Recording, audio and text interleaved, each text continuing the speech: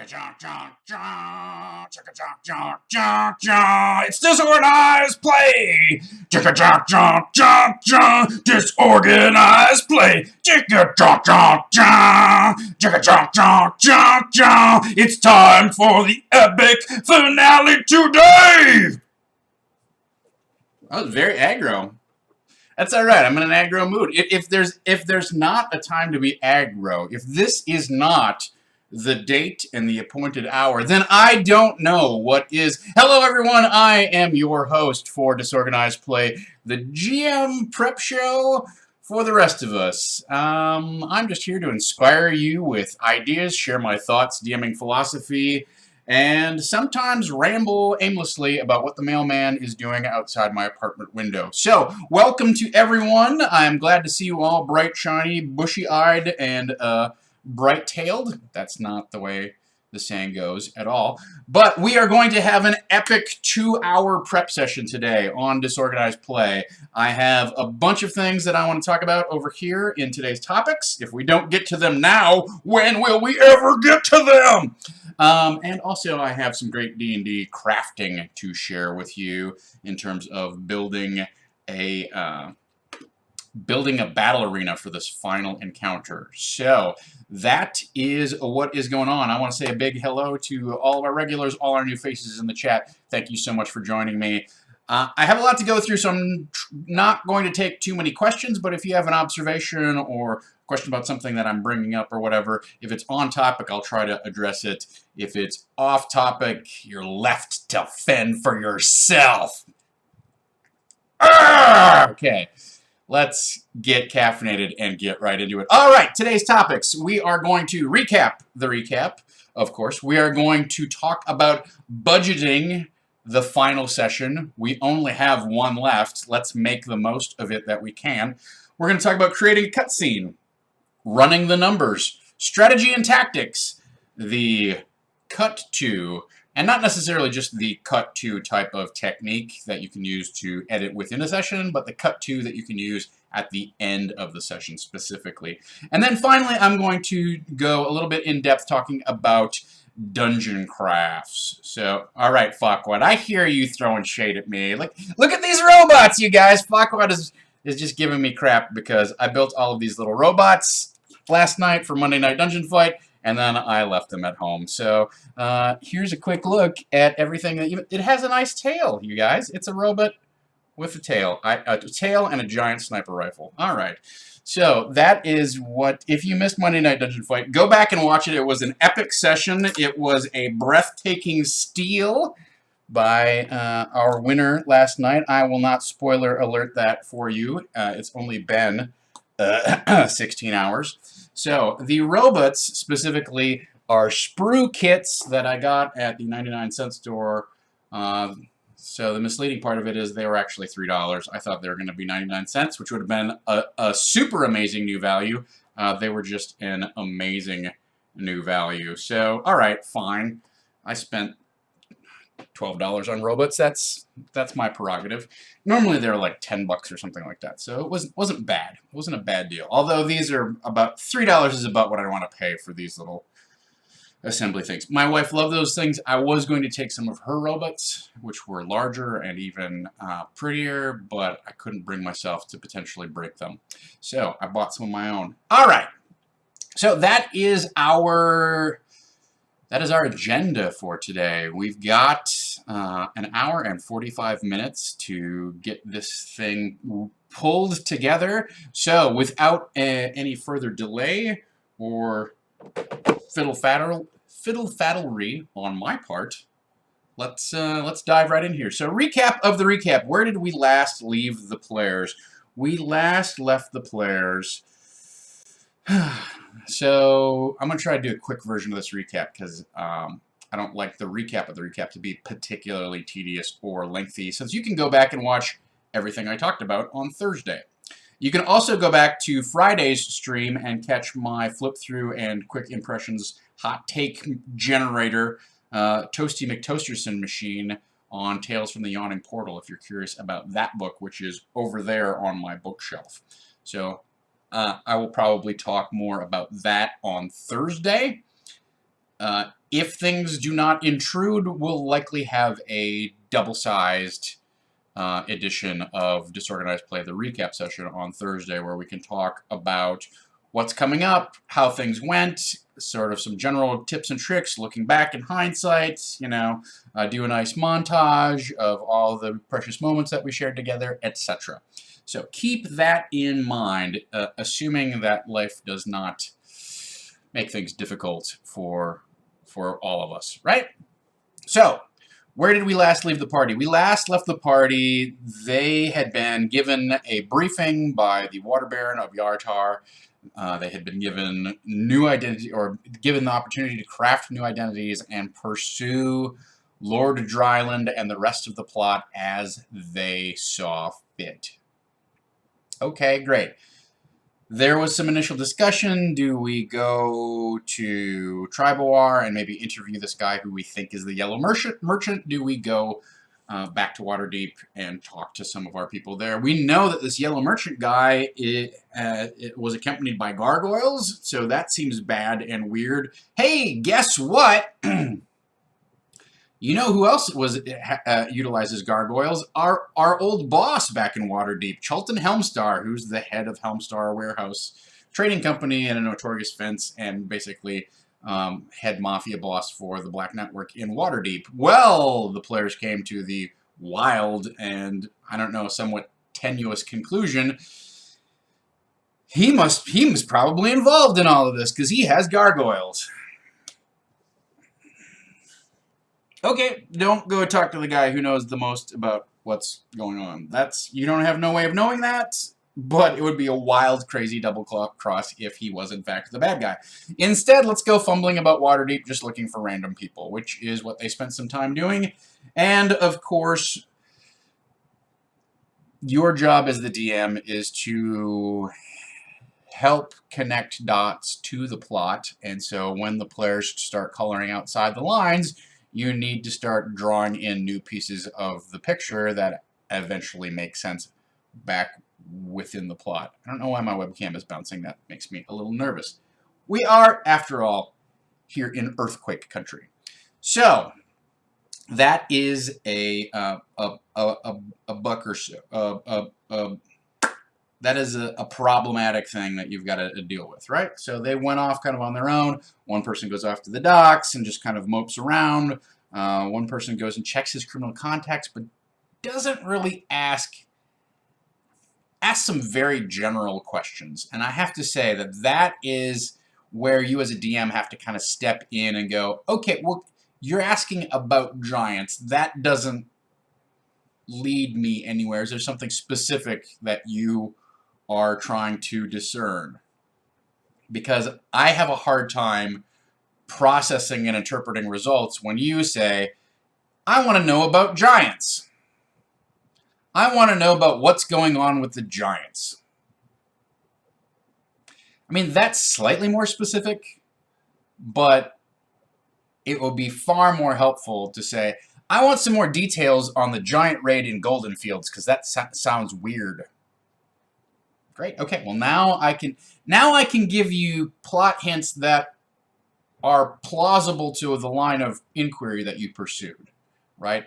It's a little weird, although it is certainly a valid technique for people to go, your players to go, I want to know about giants, and you go, make a couple rolls, and then they roll decently, and you go, you find this one weird thing. Some guy brings up the fact that the attack in Golden Fields was extraordinarily coordinated, and hill giants generally aren't that smart, that perhaps they're using some sort of outside influence. And in fact, it's rumored that a Cult of the Dragon airship was seen hovering nearby at a very high altitude, almost providing some sort of overwatch or surveillance of the entire episode. You can go, like, zing to that specific level of detail, but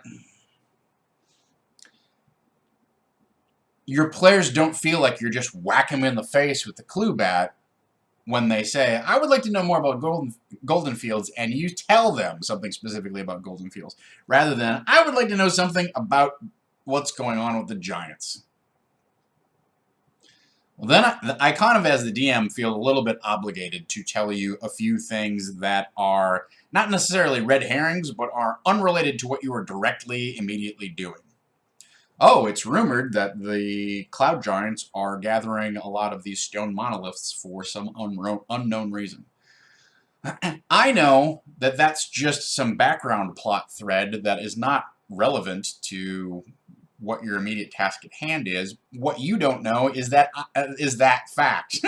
What you don't know is this is not relevant to what you're immediately trying to do. So then players sit there and process and like, oh, because players tend to fall into that thing of like, oh, well, everything's related to the plot somehow. I wonder how those things connect, and then you end up spinning your wheels even more. At any rate, they sort of found out about this guy who had been somebody was like, I'm a sailor. I'm going to go ask if there's any crew from this ship that we know about. Great, perfect. That is awesome. Guess what? You found somebody who apparently was on board the crew. Now came back 4 or 5 months ago.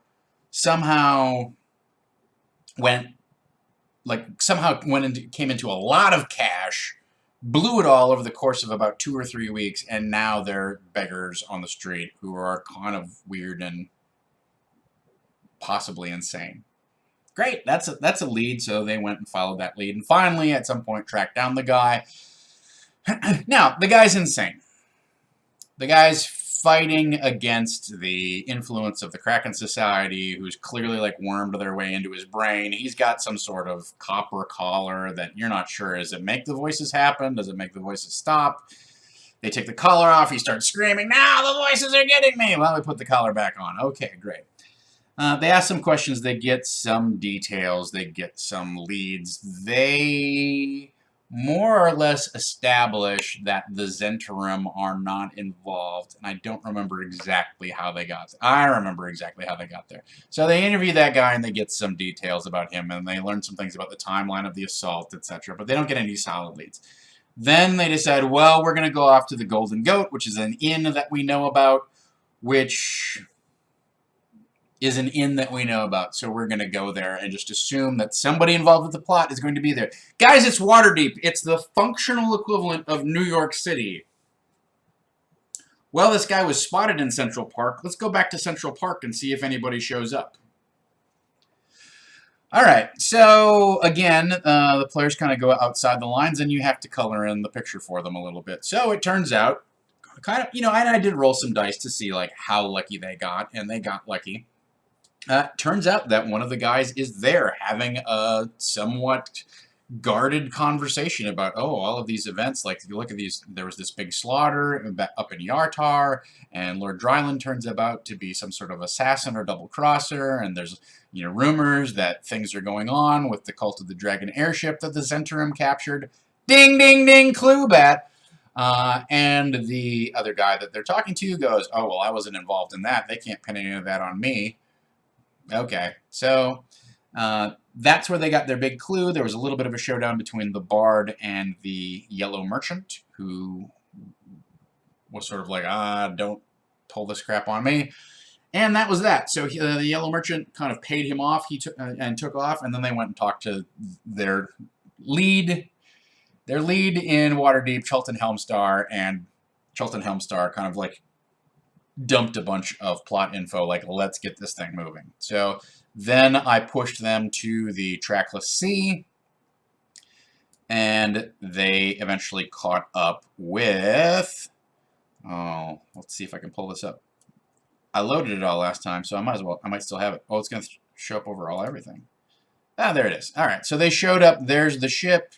Can't remember if I resized all of this. Whatever. No. Some of it shows up over my face. And they find King Hecaton on board. The tentacles attack. Oh boy, that's not good. Yeah. They were not successful in defeating the Kraken. The Kraken did end up pulling the body of King Hecaton down below the waves. In my particular version of the campaign, King Hecaton's soul has been pulled from his body by Imrith, and the dragon is using that for something nefarious, and his body has been absconded or hidden by the Kraken Society, and that's why it's one of the reasons it's so difficult to scry on him is his soul and his body are not in the same place. And it also explains some of the, like, to me, it's like it just keeps raising the stakes, right? So the idea here in having Hecaton's body and his soul split is if they wanted to resurrect him, they can't because his soul's not in a particular place. Likewise, if they don't rescue him, that's fine. There's still a chance of saving him, but now they really have to defeat the dragon to get the soul. Not that defeating the Kraken was going to be the easiest walk in the park either. But I was not a huge fan of the Chapter 12 setup of, okay, you saved Hecaton, he's happy, he gives you some goodies, and away you go, ride to the Valkyries, you know, take off and rock and roll. I don't know. I need to look at that encounter. But King Hecaton is such a peripheral figure that for him to pop up, I mean, he's not a peripheral figure, he's a central figure, but he's on the sidelines for the entire adventure. So for him to come in Chapter 12 and be like, okay guys, you're on my team, let's go team, just doesn't mean a whole lot, right? It just does not mean a whole lot. It's not as meaningful as involving other factions and elements from the story, which you have laid out previously. So that's why I did not give them a huge chance to save King Hecaton. That fight was hard for them. We were short on time. We ran it fast. The Kraken attacked right away. It was slam, slam, slam, slam. They were not successful, but nobody died. That's the big thing. Like, that was the threat. Like, okay, guess what? You're getting feeble-minded. Boom. Make a killer intelligence save. You can't? All right, you're feeble-minded. You're toast. Da-da-da-da-da, etc., etc., etc.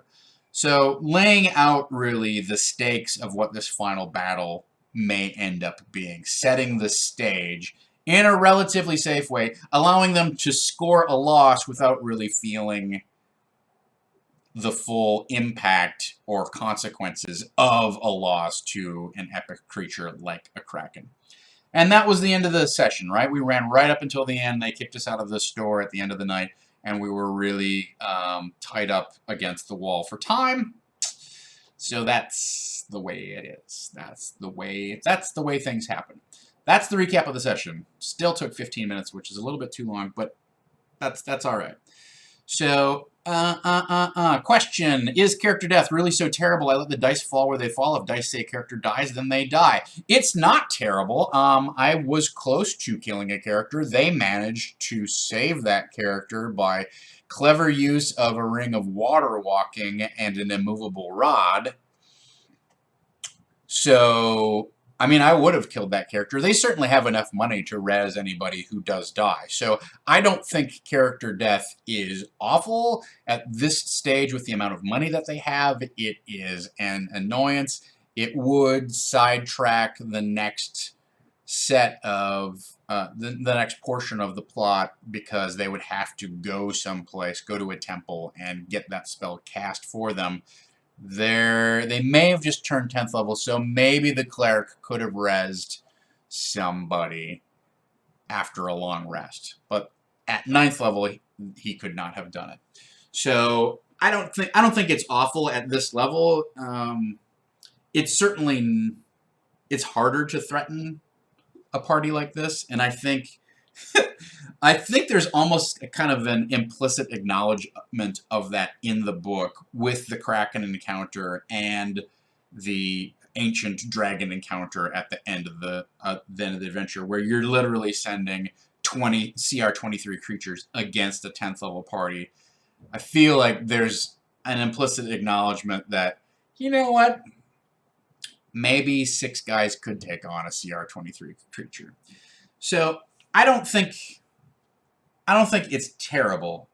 That being said, I do like to give them the benefit of the doubt of being able to save somebody.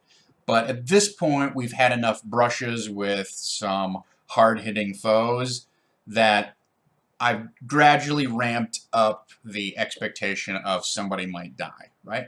That being said, it's going to be the end of the campaign, so do I want there to be a TPK? That would be anticlimactic. It could happen.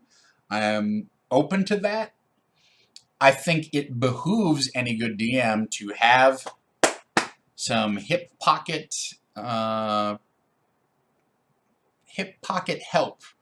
on the standby, ready to jump in and help bail the party out. Whether that is NPCs that they've encountered before, or maybe a momentary confusion about tactics, or some sort of ritual event which interrupts, the villain finishing off the last member of the party, or whatever, what have you, right? Like, I don't. You have to make an agreement with your players on what style of game you're going to play. And Adventurers League, unless you come right out and go, I'm going to smash you in the mouth every single session, or this session is going to be 100% killer, and you're probably going to die. Like, that sets some weird expectations, for one. But for two, you got to get everybody to agree with that. So many people are at Adventurers League to sit down, roll some dice, have some fun, kick ass, feel like a hero for 2.5 hours, and then go home and go to bed and feel good about, like, guys, guess what happened yesterday? They want to earn some success. They don't necessarily want to have to grind every bit of success out from between their teeth by miraculous die rolls and facing overwhelming odds for every single thing. Yeah, you're definitely treading on Deus Ex Machina territory, unless, of course, you have some plausible reasons for how these things are happening, right? Deus Ex Machina, everything, let's be honest, literally everything in Dungeons & Dragons is Deus Ex Machina. It is literally something that I, as the DM, make up and introduce onto the stage. Now, the question is it really the Deus part of it, where God comes in and saves everybody, or is it something that's plausible, and you either have friends who are about your level, or maybe you have friends who are higher than your level, or what have you, right? So the question is not, is it bad to introduce elements that you have waiting in the wings in case things go badly? The question is, do you introduce them badly? Because I can tell you, my party is now 10th level.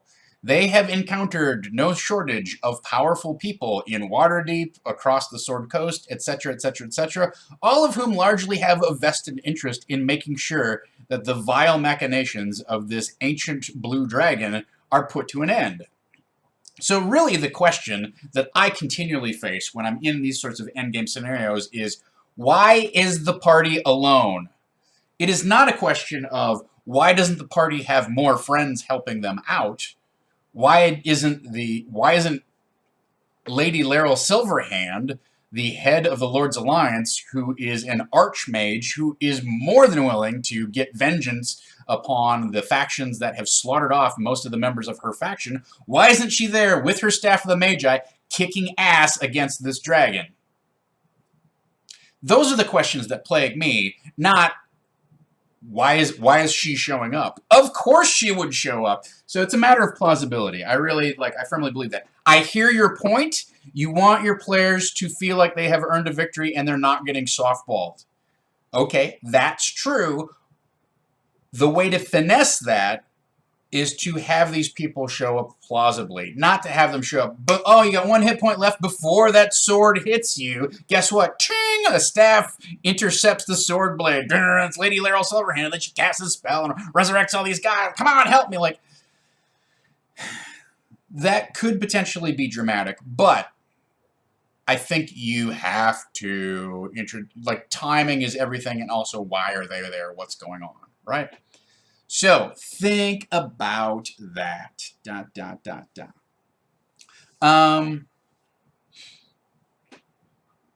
Something to consider. Like, everything, your main job is to present difficult but plausible challenges to the party that they can reasonably expect to overcome. Or unreasonably expect to overcome. They know it's a challenge, but there's still an opportunity for them to overcome it. Unless you're playing like a suicide scenario of like, okay guys, no one's coming out of this, let's go. That's also fine too. Like, that's great, but you got to set that up ahead of time, because most players in your typical Dungeons & Dragons game do not consider, No Way Out as one of their viable options. That's not a commonly accepted play style. That's not what the game is built around. Like, if you look at Phoenix Dawn Command, No Way Out is that's what that game is designed for. You know, we are avatars of unearthly power, and we, in fact, grow more potent in our own power when we die a meaningful death. We are then reborn. And despite the fact that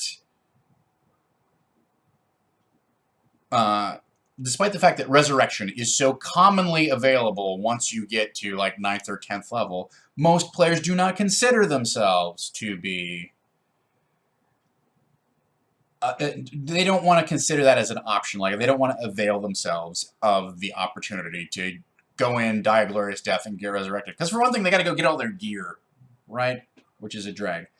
That being said, my players have certainly talked about snipping off a pinky finger, putting it in a bag, and saying, hey, if we don't show up in a week, take this to the temple along with this chunk, whatever it is, 7,500 gold pieces, and go have us resurrected. Thank you.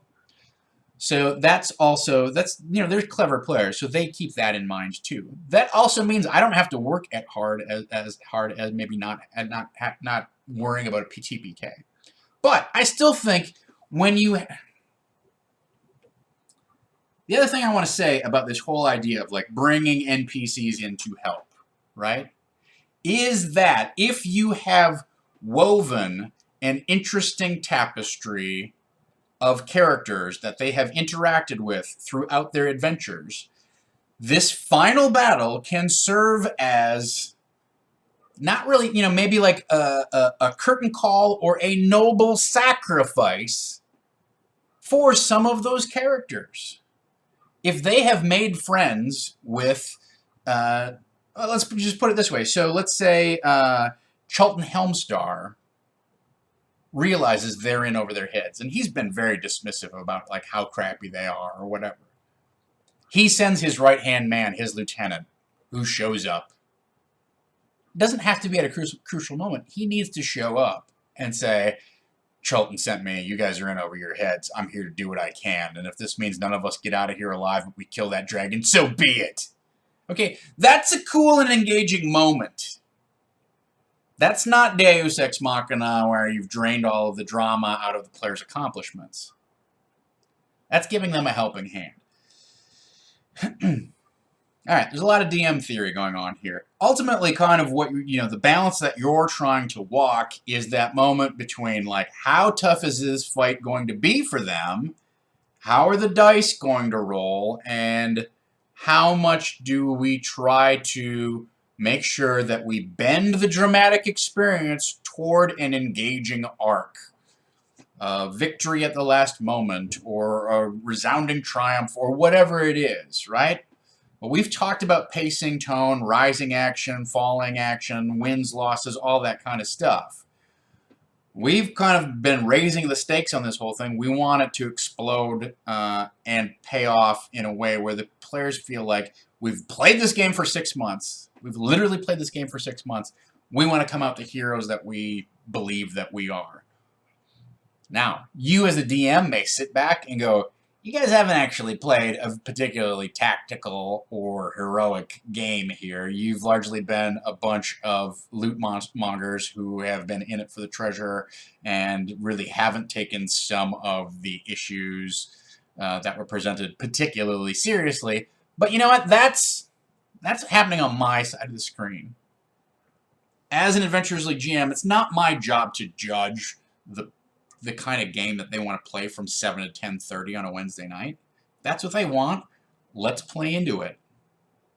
Let's give them the experience that's the capstone experience.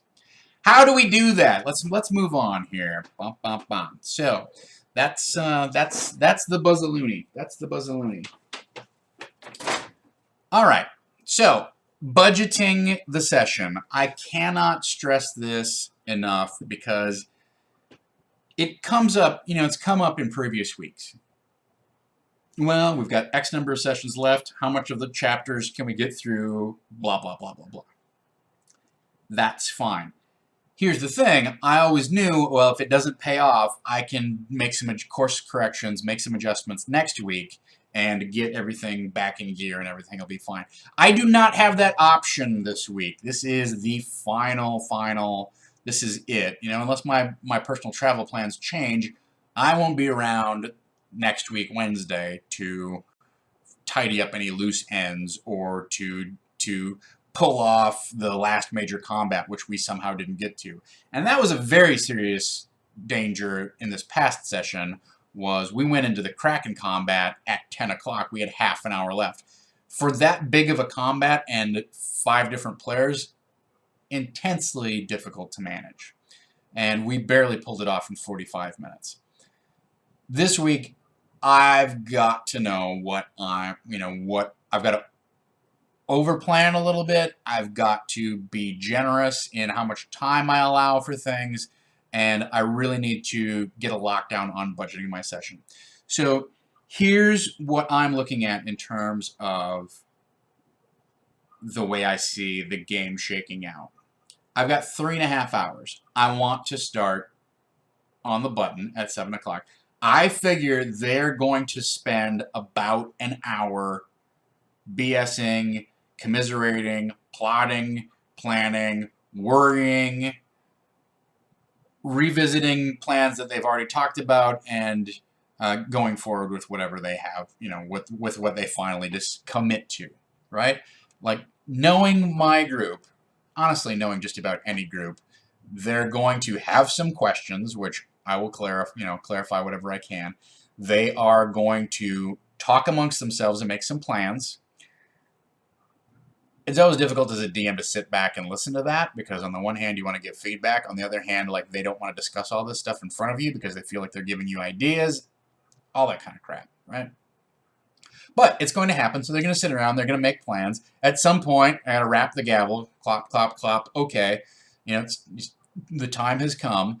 One way you can control that is, like, I've given them a deadline, like the clock is literally ticking. So I can say, all right, you've been sitting around discussing this for 2 hours in game time. You now have 12 hours left to get your travel done and go there and defeat whatever, defeat Imrith. Are you ready to go? Is there anything else you want to do before you pull the trigger on this? Because Kella Darkhope is starting to get nervous about the time.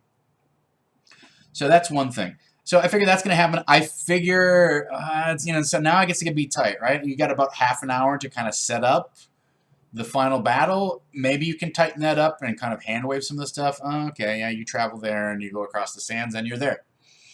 I assume the battle's going to take about 2 hours. That takes us to 10 o'clock, and then we've got half an hour to dole out treasure and do any kind of denouement and wrap up that we want to do. All right, so now I need to plan, a 2-hour climactic final battle kind of scenario, right? So one of the things that I do not have time for is I do not have time at this point to dole out any more significant information about the plot. And certainly nothing that will raise a bunch of questions in their mind that will prompt them to want to go off and do something else. Can we make a quick stop? Can we, etc. Like that sort of stuff, right? Like, the plot threads that are out there, and anything that's remaining, lingering questions to be resolved, etc.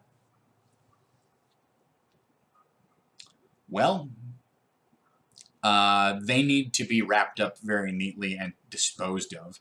And ideally, they need to be disposed of outside of game time. Because if we look at this window, 3.5 hours is pretty tight to make this whole battle come together and give them time to plan and still have some time at the end to do a nice wrap-up and hand out treasure.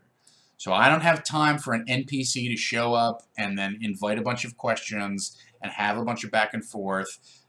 As I learned last session, even though I think I have some fairly direct means to drop plot hints, the players may not follow those in a direct manner.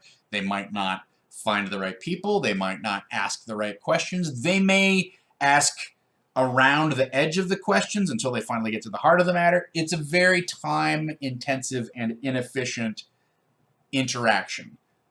And that's fine to let those things breathe and have space when you can afford to let them breathe and have space. I'm not in that situation right now. So what I decided to do was I spent the better part of this morning creating a cutscene. So when we last left them, let's just bring the shot up because I like the picture.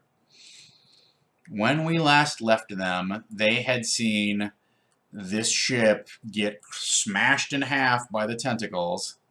Smashed in half by the tentacles. Makes it sound like the ship had tentacles.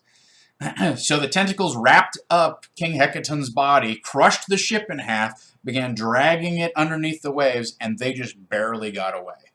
Like the party just barely stepped back from the wreck, from the shipwreck, as it plunged underwater.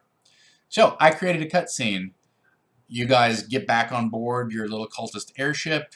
You begin chugging and gaining altitude. You look for any sign of cultists that, not cultists, you look for any sign of King Hecaton or the Kraken. Nothing burbles to the surface but some broken beams from the remains of the ship. That's that. You've been defeated. You turn the bow of the ship back eastward and start to head towards dry land, towards the Sword Coast. That's that. Just, to convey, put a little bow on what happened. Perfect. So, in this cutscene, I described, all right, the next day you're kind of moping around on deck and you're underway and things are happening, and bump, bump, bump, here comes, you see wings flapping over the horizon, and then they turn and they start heading directly toward you. But then you catch this glint of bronze, and it's Felgalos the dragon. Okay, I have just Deus Ex Machina brought a very important ally back to them. It was set up by the fact that they asked Felgalos, what dragon is involved in this? Do you know who it is? They asked him that last session, and he said, you know what? I have some ideas. I need to make sure, because if I send you after the wrong dragon, you will get murdered for no good reason. So let me check, and I will check back in with you. So guess what? Boom, chicka, boom. This is no longer a Deus Ex Machina where I'm like, why is this guy showing up? He's showing up because he told you he would be back when he had the right information. It's a plausible excuse. It makes sense. He went and did some stuff. They went and did some stuff. Now they're meeting back up again. Perfect. The plot lines converge. Our interests converge. Let's share information. So, with that in mind, Felgalos dumps a whole bunch of things on them. The dragon you're looking for is Imrith.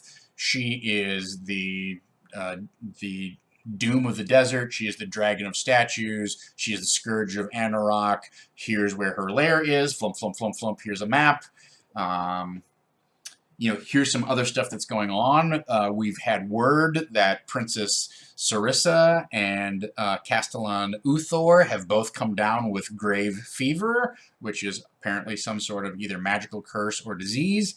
And Princess Mirren is now ruling in Princess Sarissa's stead, and she is accusing the small folk of having planted this curse on the corpse of Queen Neri and infecting the court, and she's calling for vengeance against the people, of the Sword Coast.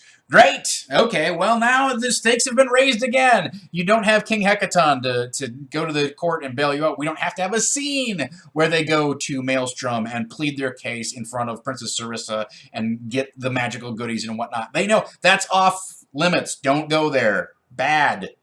You will be thrown in chains and then executed, or maybe executed and then thrown in chains. But either way, it ends poorly for all of you.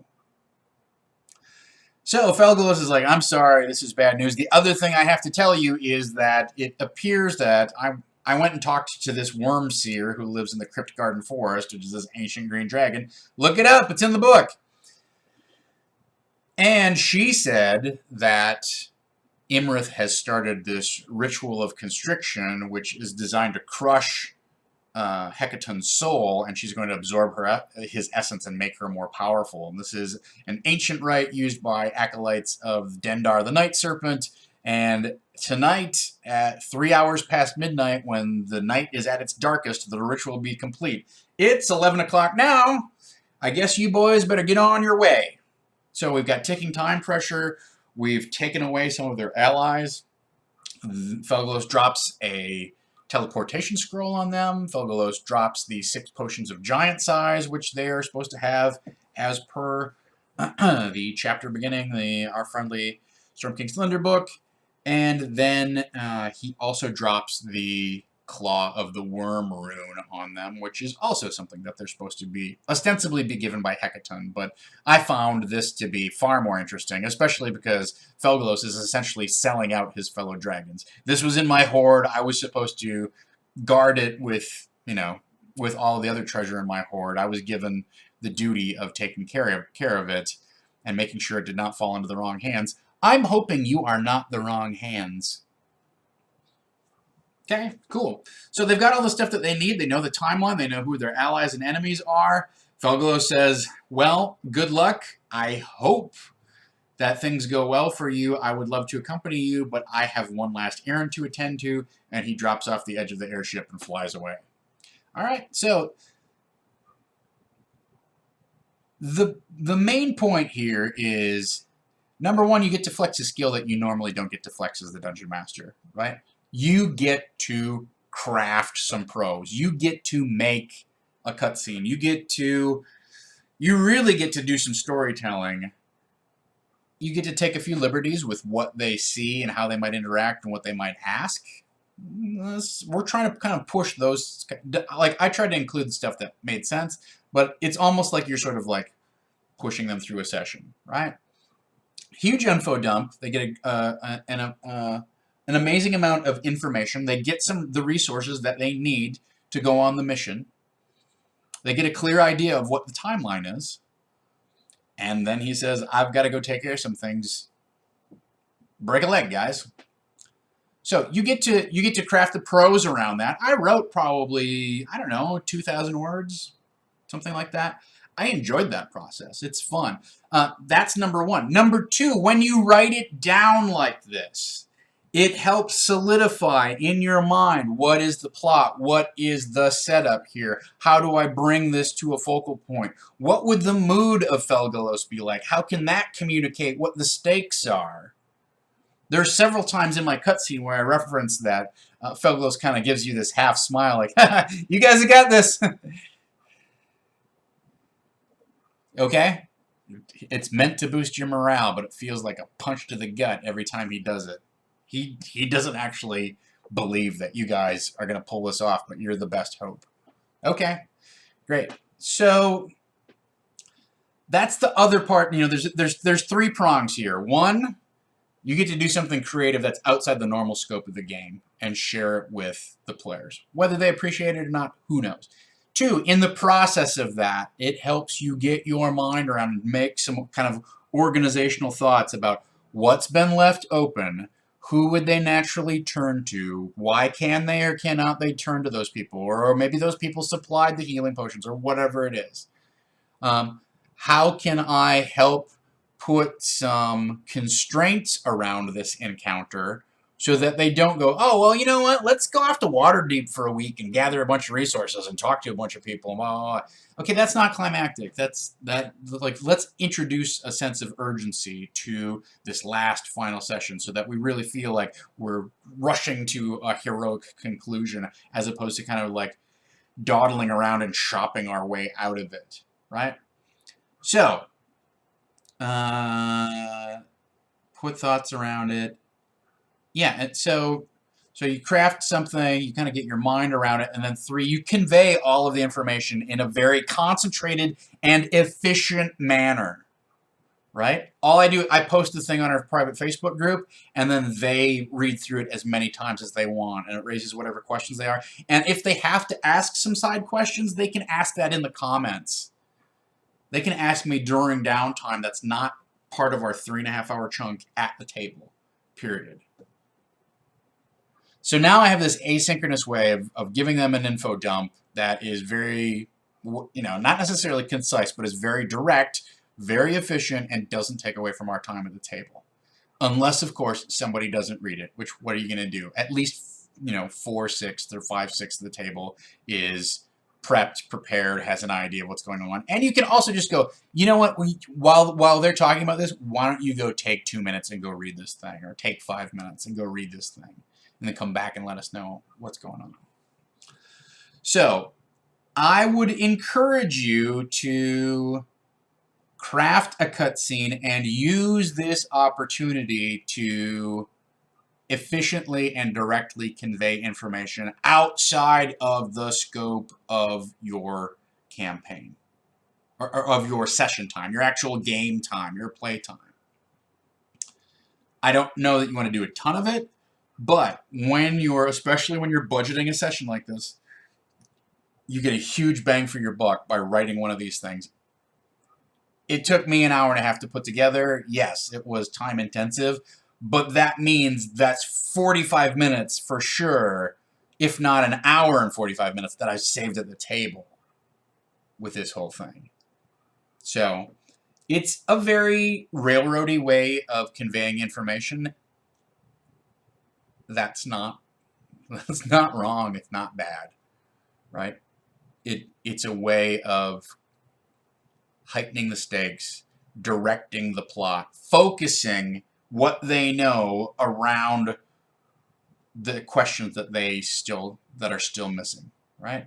Where are these last pieces? There. We're now up to speed. Good chunk. We've essentially had half a session in the course of this afternoon without anybody having to get together around a table and roll dice and ask questions. So that's my advice for creating a cutscene. Is it has advantages to it. You can use it earlier in the game if you so choose, but when you're up against one of these tight time pressures, it's an invaluable tool for helping you budget and actually reclaim time from the session that would otherwise be inefficient, possibly wasted, and just, put you in a pinch at the back end of your epic combat, right? Okay, so the next thing I want to address here is running the numbers. So this is just some very basic DM prep stuff that you can do and that you should sit down and look at before you run one of these big finale sessions. And what it comes down to is two things. The most obvious one is get out the old monster manual and flip it open to Ancient Blue Dragon. Where is Dragon? The good news is it's pretty close to right up front.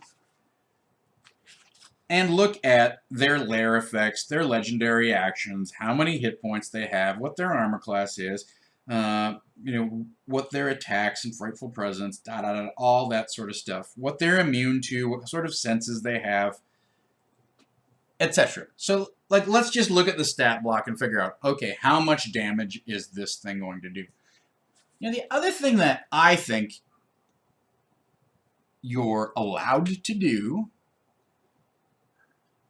is you don't have to use the stated hit points for that creature, right?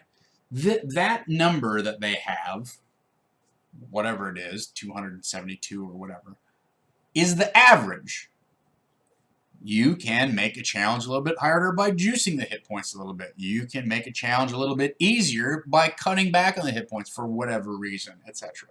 It is, one of the oldest DM tricks in the book, admittedly. But I don't look at, if there's any single stat that I don't accept as gospel, it's their hit points. And I'll give you one very good reason for it. Because you, as a player, can look up whatever you want. You can go, and I'm not saying you should. I'm saying if I was a player and I knew that I was fighting an ancient blue dragon, the temptation is there to crack open your monster manual and go, how bad is this fight going to be? Oh, shit. That's not... Oh, okay.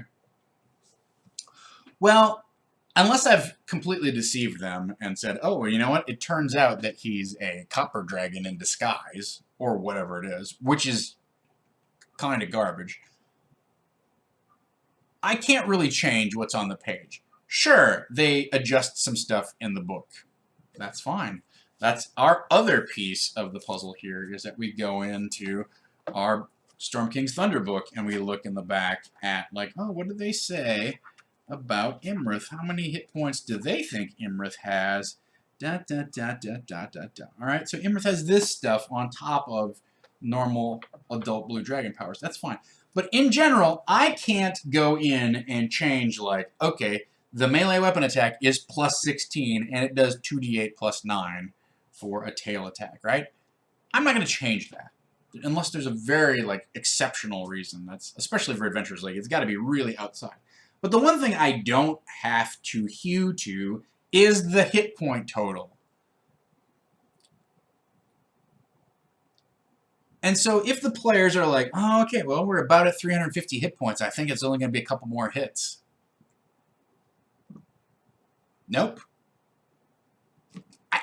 I think you're allowed to take that sort of metagaming and fidget with it.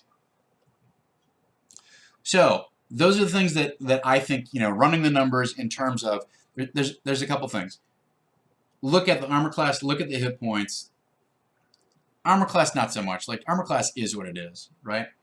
Hit points, definitely something that I can kind of turn the dial one way or the other on that.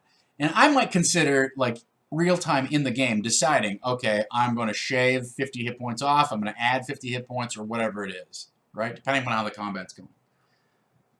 I'm not going to touch the other stuff, but it is informative to go, well, everybody's AC is generally 20. All right, so if he has a bite attack that does 2d10 plus 9 plus 11, and it's plus 16, so he's going to hit every single time. Well, not every single time, but, he's got to roll a 4 or higher.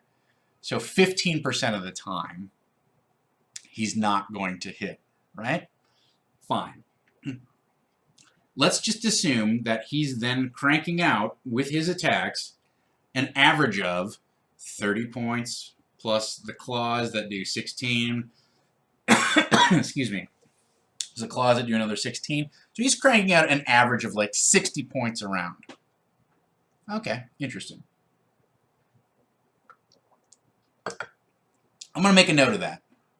All right? Now my average here, he's not going to miss much. So he's going to crank out about 60 points around. The flip side of running the numbers is it's nearly impossible to keep track of all of the things that your players can do, right?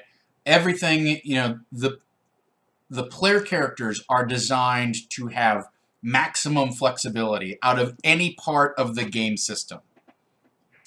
They are designed to be tricked out, stunted out, have knobs, levers, and pulleys that do all kinds of different things. The monk has one particular approach of attacking, but can also take a completely different tact. The bard can sit back and try and do a bunch of spellcrafty type of boom, pow, sizzle, distraction, confusing things. Or the bard can polymorph into a giant ape, go in and beat fists and not be a spellcraft. Like, the characters in your party are very difficult to pin down and forecast how much average damage they're going to do per round. We can't apply this type of analysis to them.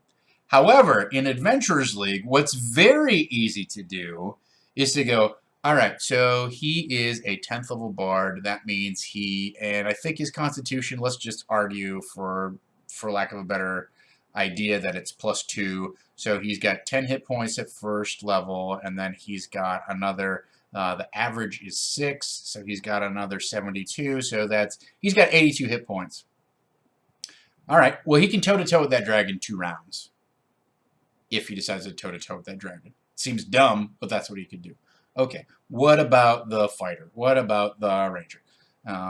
etc. What you can do is you can accurately predict how many hit points they have. Now, those potions of giant size, they throw a huge wrench in the works, right? They double everybody's hit points. So now you go, oh, okay, well, the bard actually has 140 hit points now, or 164 hit points now, or whatever it is. The fighter now has 200 and some hit points. The ranger, you know. And then on top of it, you know, keep in mind, all right, well, you figured the cleric's going to cast some heals. So that'll keep some people in the fight. But what you can do then, yes, James, I'm just doing math off the top of my head. I appreciate the accurate number. I can't remember if bards actually have a D8 or what it is, so it could all be slightly lower. But the point is, you can look this stuff up in the book, right? So what you can do is you can run your monster's average damage against the party and have an idea like, okay, they can probably survive X number of rounds, barring crits, obviously, barring some bad, you know, lightning saves, etc. Now, lightning breath, that's another thing. However, they know what type of dragon they're going to be fighting, so they might cast protection from energy on themselves. Or they might take some sort of precautions, like use the Claw of the Worm rune to protect one or more of them from the lightning breath. I've got an eyelash in my eye.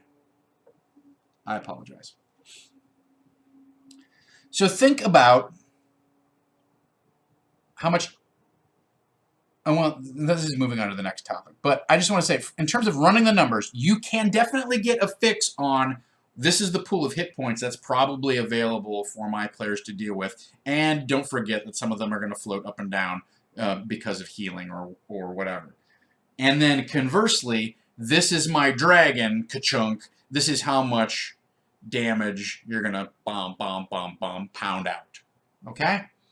So you can get an idea of how tough the fight is going to be. I would say tilt that balance in your party's favor a little bit, unless, of course, there's mitigating circumstances, right? So that brings us to mitigating circumstances, strategy and tactics. Now, one of the things that I want to do is look at the legendary actions for my creature. Look at the extra abilities that are denoted in Storm King's Thunder in the hardback. Look at the available options that I'm able to employ. I want to look at the options that are available to me and then start to put together a game plan. Now, I've done this before. I have not done this yet for this particular encounter, but I have done this before. Specifically, where is this?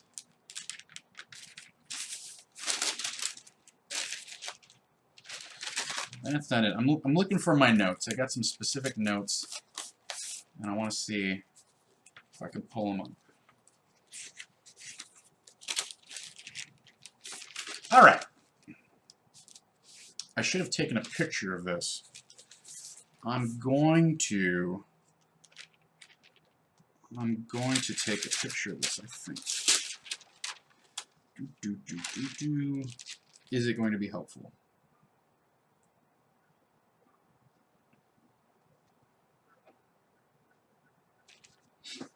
I'm going to take a picture of this and upload it so that you guys can look at the same. It's going to be tiny. That's the problem.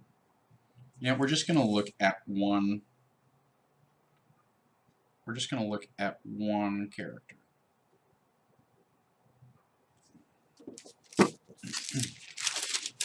I apologize for not doing this in advance.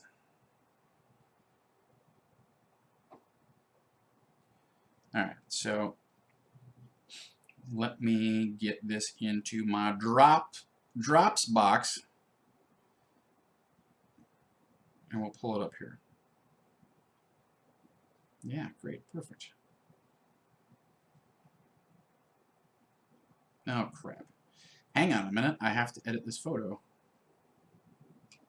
because it took it sideways. Why? I was holding my camera perfectly still. Damn, damn, damn.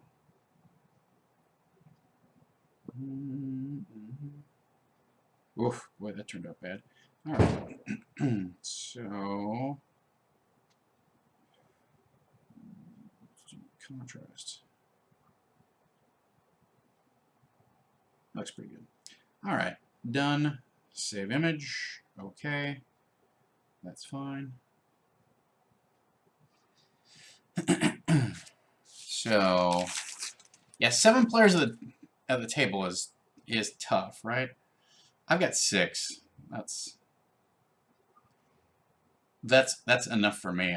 They don't let us. We used to play with 7 and 8, and honestly, it is enough to really drive you a little bonkers. 6 is about the most that I like to run, and 4 is sort of ideal. All right, so that, great, good job, me. I successfully added this thing.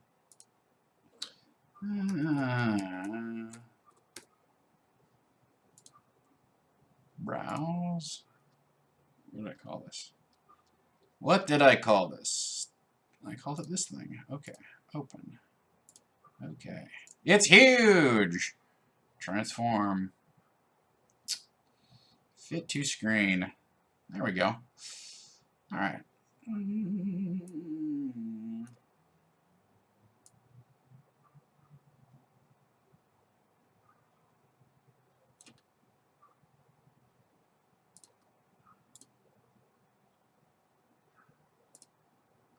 It's a little bit bigger than I want.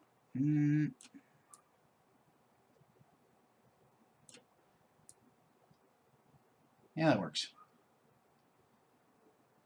Okay, there we go. I don't know if that's if that's legible for you guys or not, but that's the boozaloonie. So here's what I did for Countess Sansuri. Right, I went through.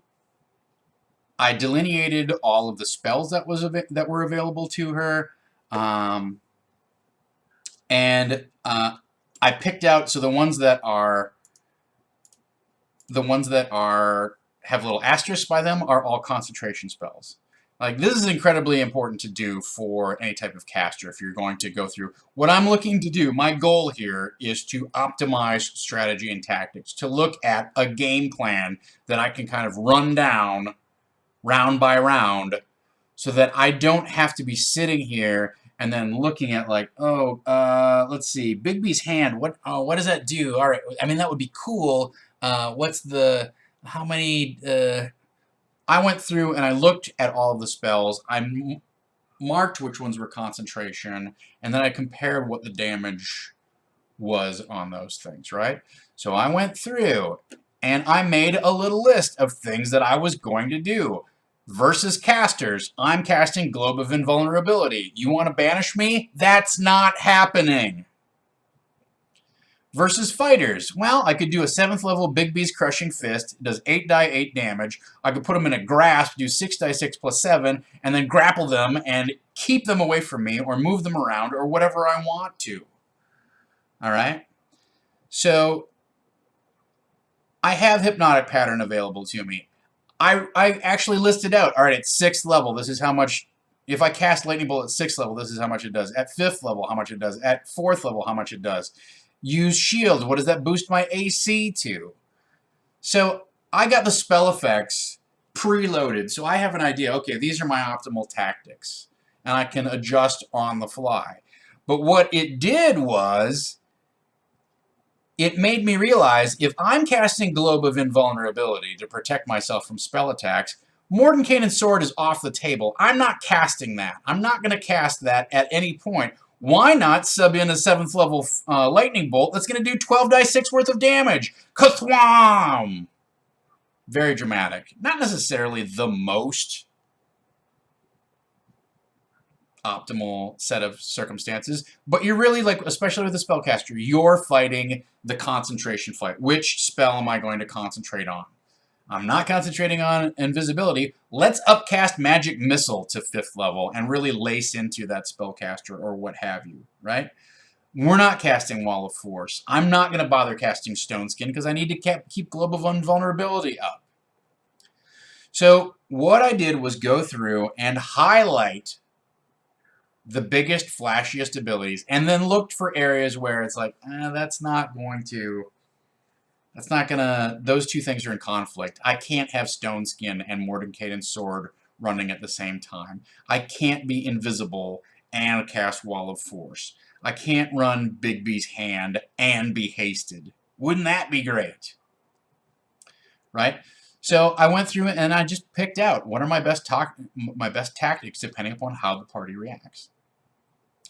Now keep in mind, at high levels, you have very challenging opponents, but they're not always maybe completely sane, or they sometimes make bad decisions, so they don't always make the optimal choice, right?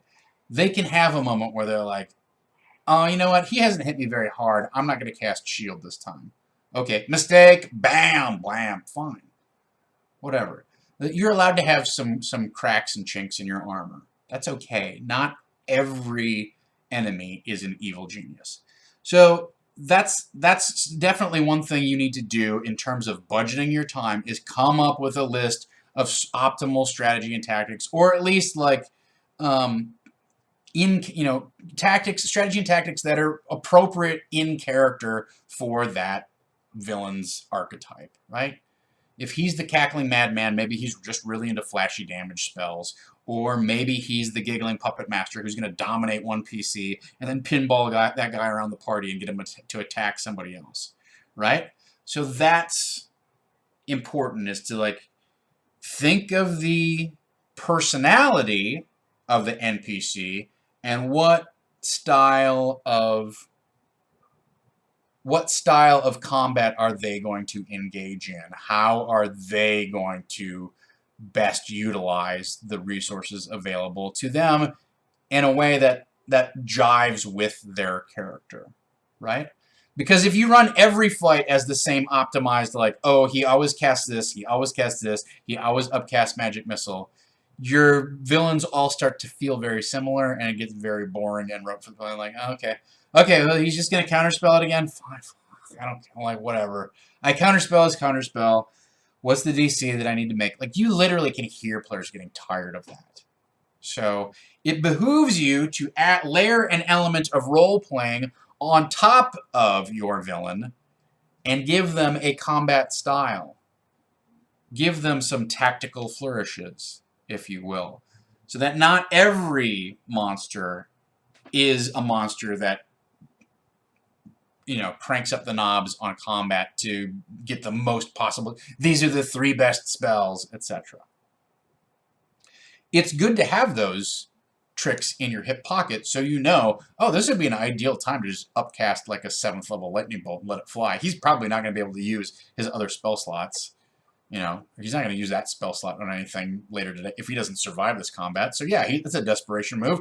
Kathwoom, let loose the thunder. So that's, you know, this is one of my examples. I did the same thing for, I took a look at the Bard in that encounter that I added in. I did the same thing for Lord Dryland.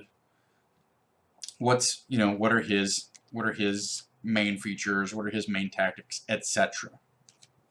So I would encourage you to just make a little checklist. It doesn't have to be long. It does not have to be complicated. But have a game plan for like the first 3 rounds of combat or the first 4 rounds of combat. Beyond that, like, you've probably burned through all of your major abilities. If you still got good stuff to drop round 5, good on you. Don't be afraid to do that too. Likewise, you can make a little roster of potential events that can happen in later rounds. Okay, well, I might think of something like, if in round 5 things aren't going well for the party, maybe there's a backfire of the ritual that sets the villain off, or knocks them off balance, or stuns them, or something like that. And the players have a chance to kind of regain some advantage or whatever it is. So that is an opportunity to create what you might consider to be Deus Ex Machina moments that make sense within the context, that are plausible and dramatic and raise the stakes, or raise the stakes without necessary, and give the players an advantage without continuing to hammer on them, right? Everybody gets a setback. BSB Care asks, when do you strategize for big bads? Do you develop strategy for certain hit points levels? For example, 60 to 100% of hit points acts this way, 15% less is more or less acting this way. So that's also a good way to approach it. I don't always do this, but it's not a bad idea to go, okay, he's starting to get desperate. He's starting to look for a way out. The difficult thing about, creatures of this high level is oftentimes there's a thing, why doesn't he just teleport? In the book, they even say stuff like her ego gets the better of her. So some of the things that you can do to alleviate those types of questions is like, oh, she wants to stick around to see the ritual to completion. There's only 2 hours left. And if she teleports away and they interrupt it, she's lost King Hecaton's soul. Her whole plan is foiled. She's got to see it out to the bitter end. But yeah, it's a very good idea to go, okay, I'm overconfident. I'm going to do these couple of things. And then, kind of midway through your hit points, she's decided to toughen up and maybe drop a couple different tactics or divide the battlefield with a wall of force or whatever it is. And then finally, back up against the wall, I'm looking for a way to, single out that spellcaster who's continuing to do damage to me or whatever. So I would tend to have guys, like the past few sessions, I've tended to have villains respond intelligently to the threats that they see on the battlefield. And thus far, that has largely meant I'm going to hammer on the cleric who has cast banishment on one of my lackeys. So that's tough, but that's the tactic that oftentimes needs to happen. So, I'm planning these last few fights like, okay, how can I play these guys intelligently? It's okay to have them have a little bit of ego and a little bit of bloodlust and maybe a little bit, they're overconfident or whatever it is. But yeah, it's certainly a decent thing to go, okay, well, they're cornered, they're going to try this. They're going to fly over and try and draw some hit points out of the well where the key is floating. They're going to sacrifice one of the Snake Men cultists who's conducting their ritual and draw life forth from them. So I don't necessarily have, I don't always make a short list of those things, but I think it's good advice. And I think it will help you get your mind around how to respond to the actions of the characters when your big bad is at a certain percentage of power.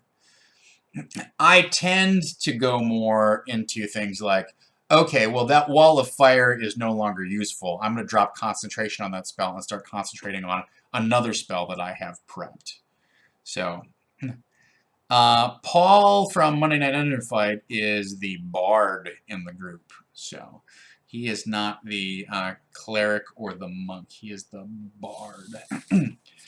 All right, so the other thing that I want to point out about a battle like this is if you set it up so that it is a direct showdown with the PCs right at the top of the fight, odds are enormously stacked in the player's favor.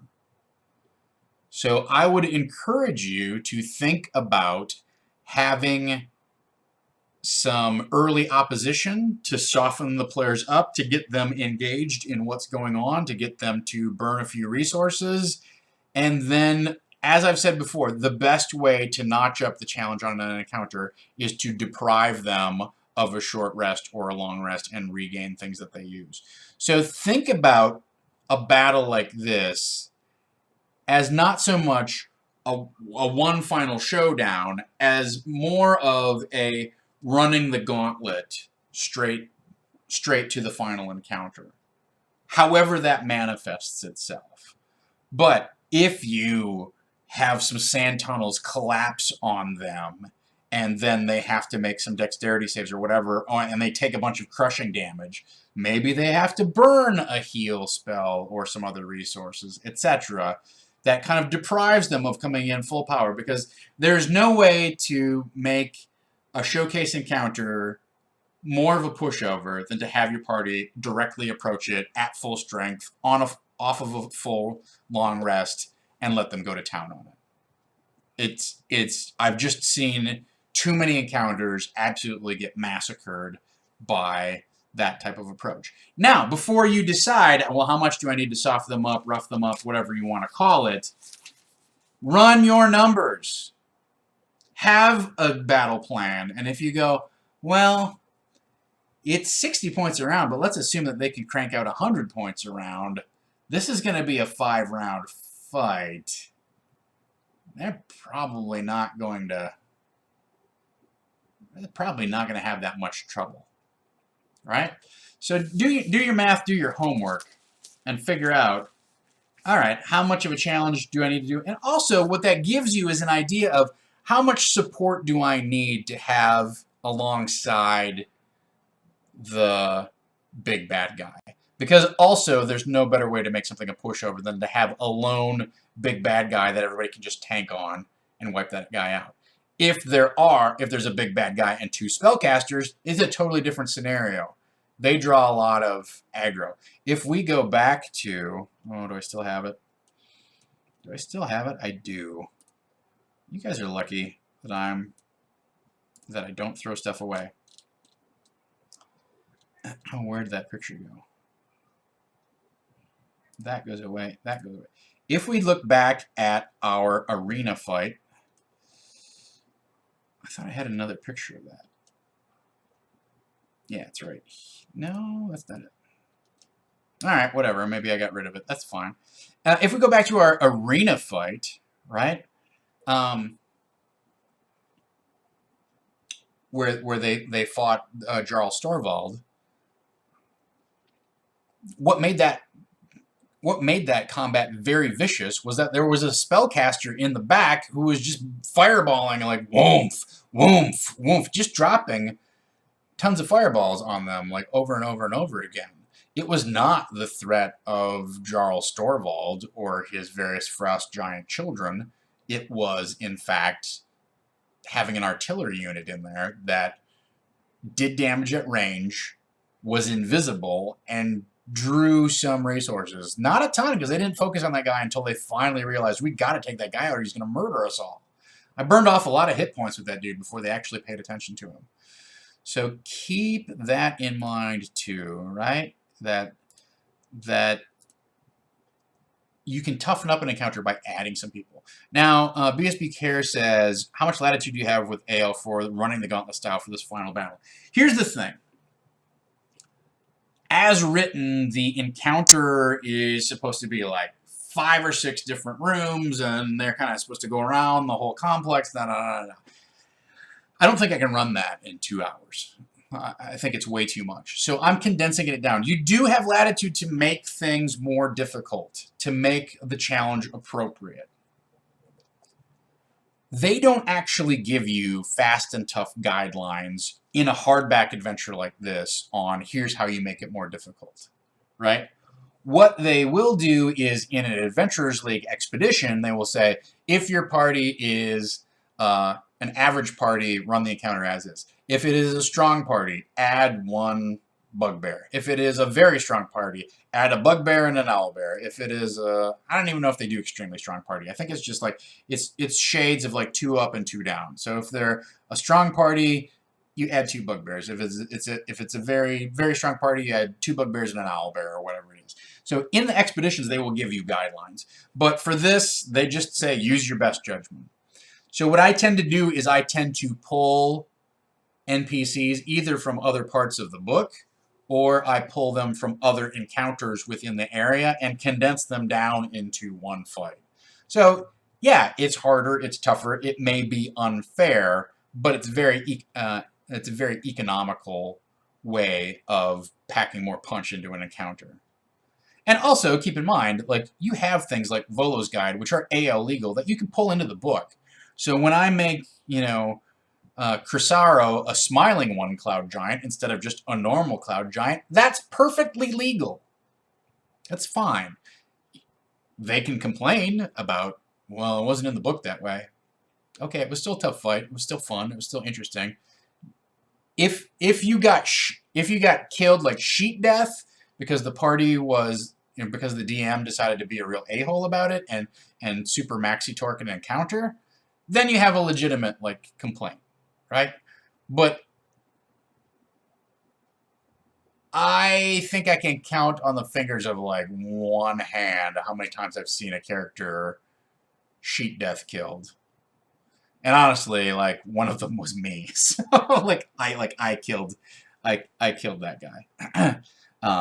I tried to warn him, and he decided to tank this. I don't remember what it was. They were fighting something, and he was like, he had just ticked 5th level, so he couldn't get his free res back, and he didn't have the money to get healed back up, and the party didn't have the money to get him resed, and he was mad. I understand he's mad. But yeah, unless your character is sheet death, I don't worry too much about cranking the knobs on the on making the counter more difficult.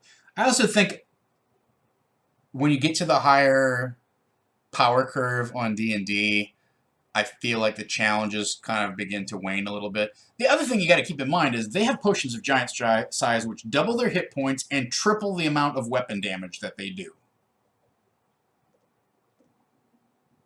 And as written, they have a bunch, they're supposed to have a bunch of help coming with them. Like, you're supposed to let them run like 4 storm giants along with this thing or whatever it is. No. I don't think so. Like, they came pretty close to taking on a Kraken if they had been directly assaulting the Kraken. So, I don't know that I'll add in a ton of extra alternative, like, support monsters, or I might make them very squishy or what have you. But I think they can take this encounter, especially given that they have, like, they're each going to have, like, if the Bard has 160 hit points, he alone can tank the monster for 2 rounds without getting too worried about it, right? If they can crank out 100 points a round, that's like 40% of the hit points right there, right?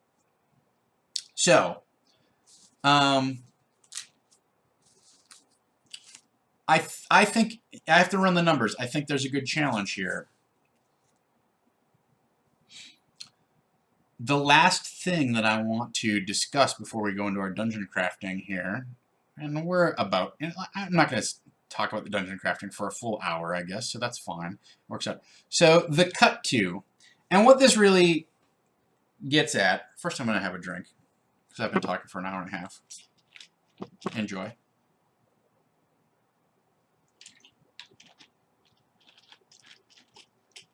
So one very valuable technique, just in terms of editing scenes that you're having in your role-playing, is you don't have to provide a transition to anything, or you can get actually a really clever transition of,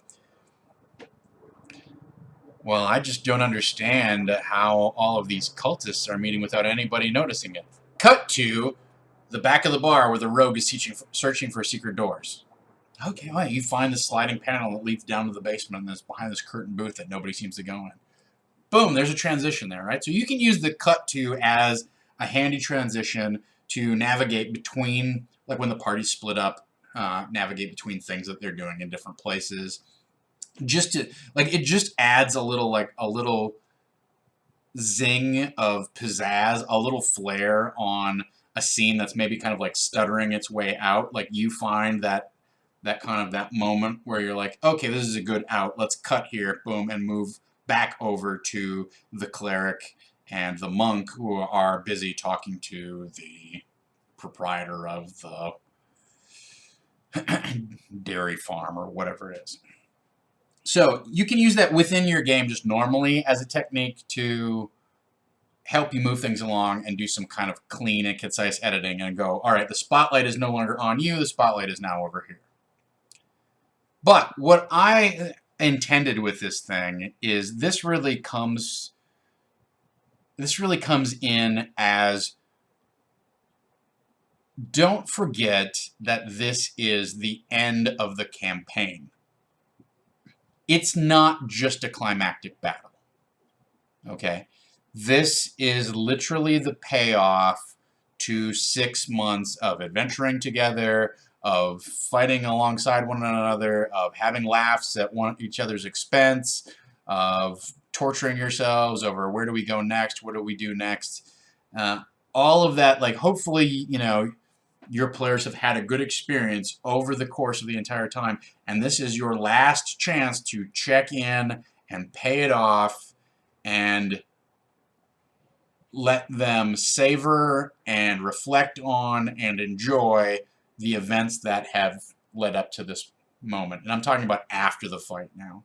We're really talking about denouement here. It's a cut to denouement, curtain call, whatever you want to, however you want to describe the bow that you put on this thing. Do not forget to put some time prepping into, okay, what if we did a cool, like, flash forward 2 years and everybody gets to describe what their character is now doing? I don't have to do any prep for that. I just have to have it in my notes. That's what we're going to do. That's really cool.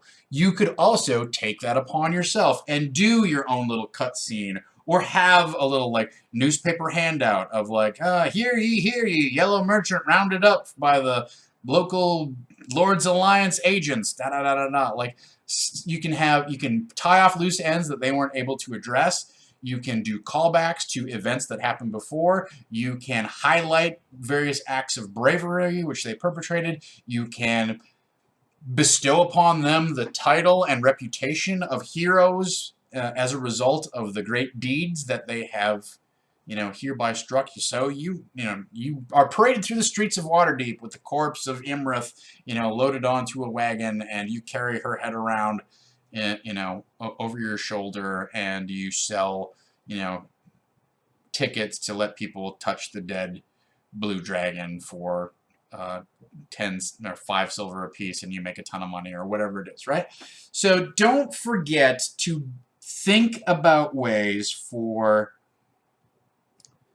the players to, and for the whole table, to stop, to pause, and this is after you've gotten your treasure or whatever it is, but to pause, reflect, and, like, share, like, okay, now as a result of my success, I am the most renowned cleric in all of Yartar. I am the top pirate who goes, the scourge of the ice, spine of the world.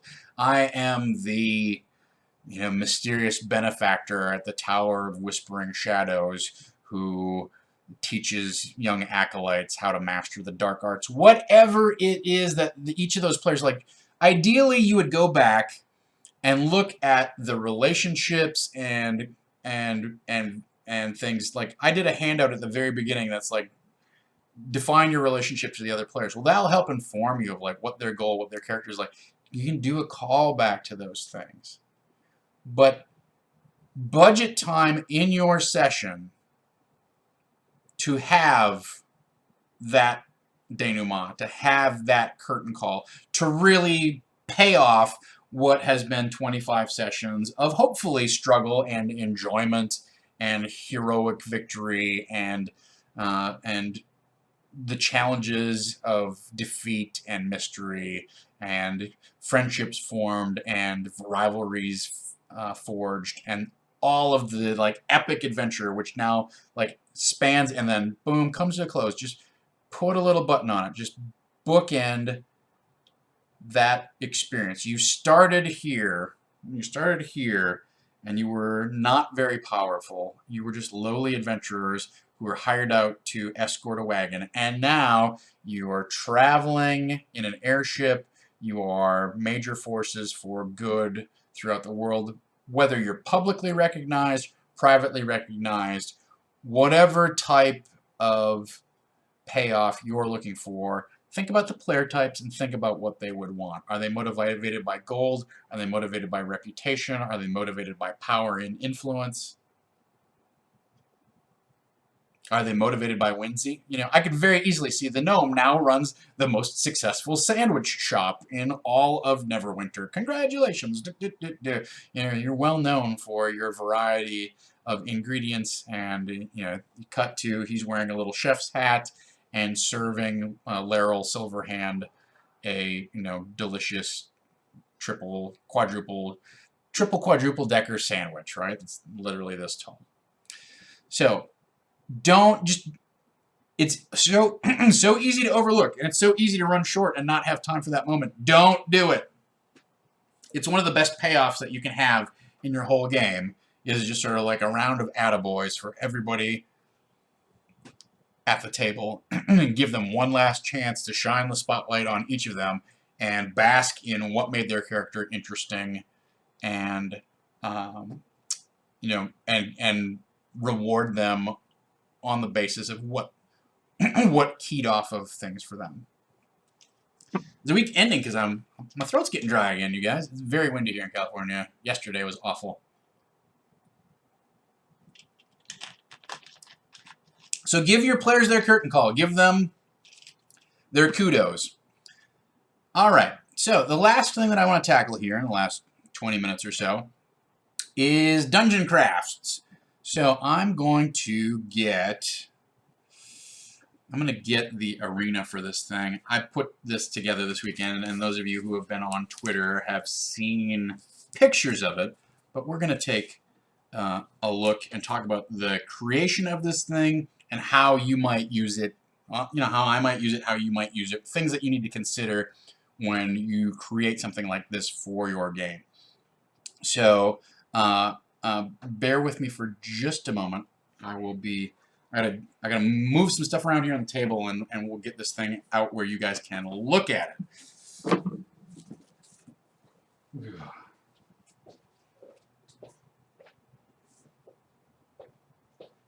That means moving my computer.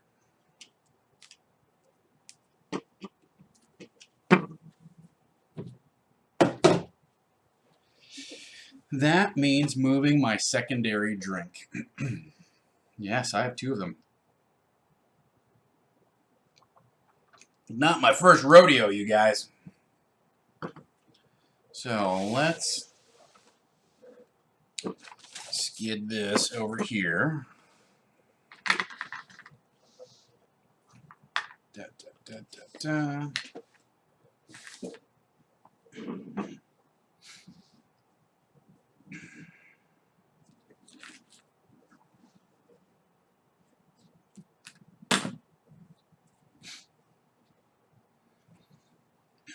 What about the tertiary drink?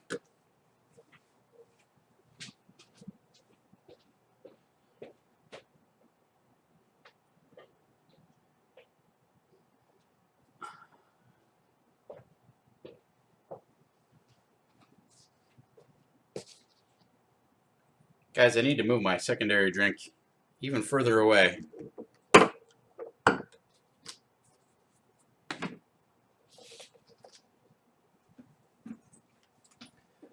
Okay, let me... I can't remember if I have a separate camera source in here or not.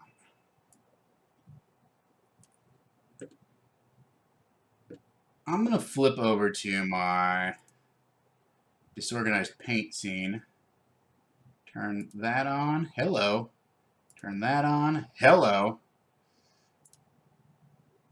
All right. Well, we're kind of, you know, we're kind of doing it all together here, aren't we? Look at that. All right.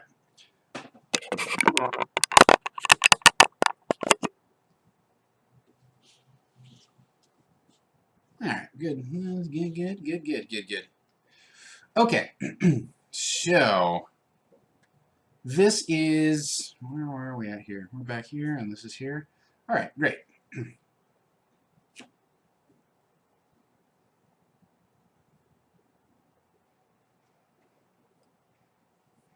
Gary Gygax, you guys. Let's picture Gary Gygax.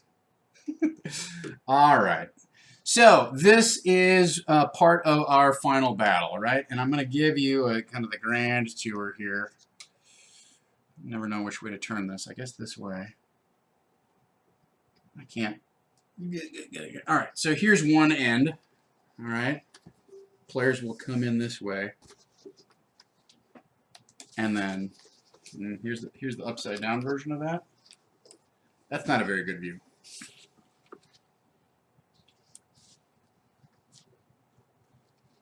How much?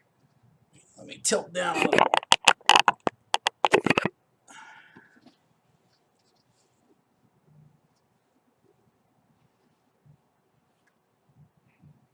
All right, good enough. So I can't have the whole thing in camera view. Is the deal? That's the deal. So the final battle takes place in this amphitheater, right? And I decided to take it upon myself to create an actual, like, three-dimensional battle map for this thing.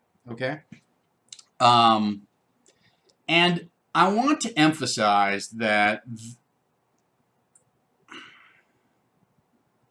I don't think I would do this for every campaign, but because, you know, I'm streaming this for you guys and talking about my prep, but also because it's been a long time since I've brought a campaign to conclusion. When this is over tomorrow night, that's it for these guys, right? That's it for our group. Like, we're done. Our adventuring time is over, and except for, you know, perhaps the occasional one-shot. But because this is an Adventurers League thing, like, number one, I'm not coming back to the game store to run, so I'm not going to have any repeat players. And even if I did, they would scramble the table, and they would have new people show up, right? So, as BSB Care points out, it's important to have something that really, like, I don't know. It was important to me. Let me put it this way. It was important to me to have something that showed, like, all right, here's the topper. Here's why this session is going to be special. I've put this much energy into it. You're going to, you know, like I'm going to step up. I expect you to step up. Let's kick this thing off with a bang and, like, go out on a high note, right? And do something really special. And I have put together custom battle maps before, and I've had different pieces of terrain, and I really enjoy doing that stuff. And this was an opportunity to, one last time, kind of go gangbusters on this thing and show them that I was invested in running a good game. Also, I think it just provides an exciting and dynamic tabletop experience. Like, it really engages you. It really draws you into, here's the world of what's happening, even though it's not particularly photorealistic, right? Like, I could do a way better job on this thing. I could have used Dwarven Forge or what have you, and I could have exact minis, and everything would be painted, and we could run it on a sand table, and etc., etc., etc., etc., right? So I could have stepped it up higher, but this is still a significant effort, and it shows the players how much energy and commitment I've invested in this final session. Let's carry that through to the end, right? So that's some of the thinking around why I put this together. Also, just my players really enjoy playing on the grid, and they enjoy, you know, moving the pieces around, knowing where things are, and I feel like they're going to be particularly engaged with this setup. Do I have some minis I can drop on here for scale? Well, there's a couple easy ones.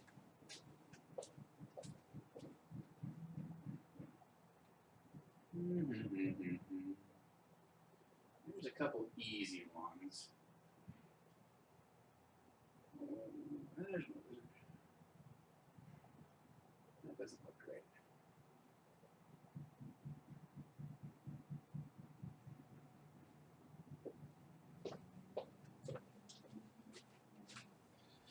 So,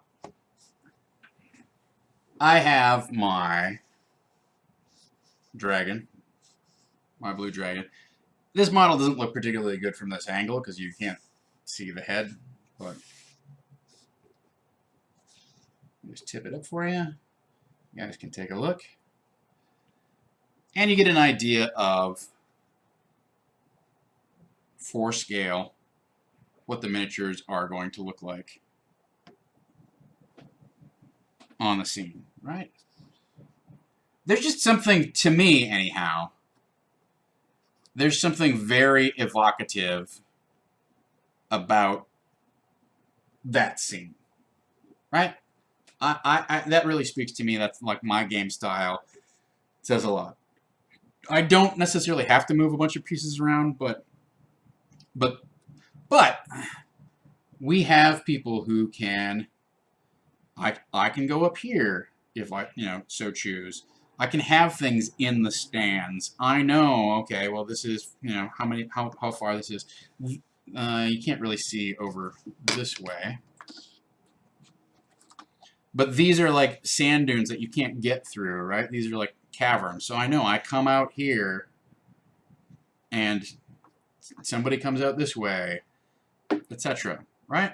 So this really gives me a very engaging and evocative setting for my final showdown, right? So that's something to think about, right? So let's talk about what actually has gone into creating this thing. I can give you guys an idea of how you might be able to make something similar for your D&D game at home, right? All right. It's just a dragon, you guys. Somebody is doing some construction in our apartment building today. All right, so this is obviously gaming paper right here. The squares. I love gaming paper. This is one of their like attempted Kickstarter things that didn't really fly. It was for a dry erase version of gaming paper, so it's not quite your standard gaming paper. It's actually a little slicker and a little glossier than your normal version, but I would have used the normal version if I had a roll of squares left for that. Like, I'm really low on gaming paper, you guys. I use a lot of it. That's fine. I love it. So this, I did two things. Number one, I went to Michael's and I bought some stuff, and I could probably upload that, but it's not a big deal. I bought some stuff. I spent about $20 at Michael's. Get the coupon, guys. It's way worth it to get the coupon. I bought a piece of foam core that's whatever this is, like 24 by 30 is what I want to say. This is like a 24 by 30 piece of foam core. Gives me a nice sturdy basis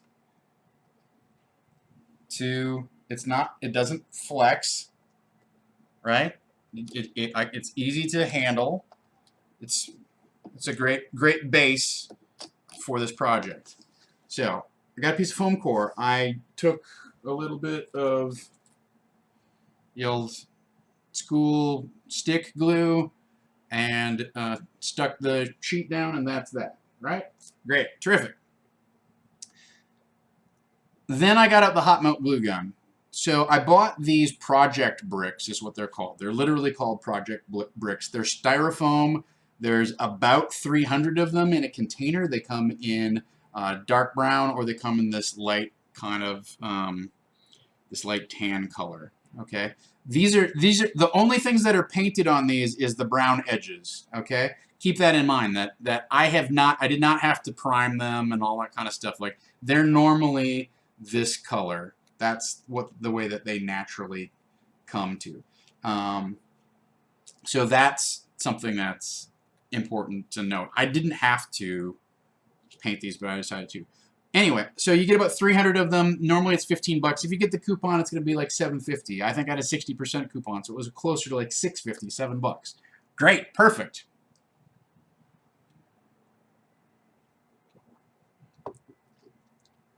So then I took these things. They're very light. They're very flexible. I will say, they cut tremendously cleanly. Like, if you look at this wedge, all I did was take a utility knife and slice it. Zinc, done. Right? So they are very flexible if you wanted to do like triangles and corners and things like that. You can also apparently like roll them if you want to roll them into columns, scrunch them, kind of like mash them, etc. I had enough of a project ahead of me that I did not want to do that. So Instead, I just took them out and then I just sort of laid them out into what do I want this thing to look like. I just kind of like got an idea of here's how big it is, and I want this amphitheater to have some spaces that make it look like it used to be one contiguous thing, but it's clearly fallen into disrepair. It's no longer one continuous structure, etc. So I just kind of loosely laid them out. And they're easy to work with. You could toothpick them together if you wanted to and give them a little more formal structure. Honestly, I got out the hot melt glue and I just fired it up, and what I would do is I would hot melt glue like two pieces together, and then I would hot melt glue the bottom and I'd stick it as a unit, right? Two pieces together, stick them out as a unit. Two pieces the other way, stick them glued on the bottom, stick it together.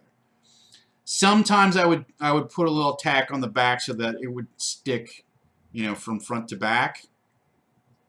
And you can't really. Let me spin this around.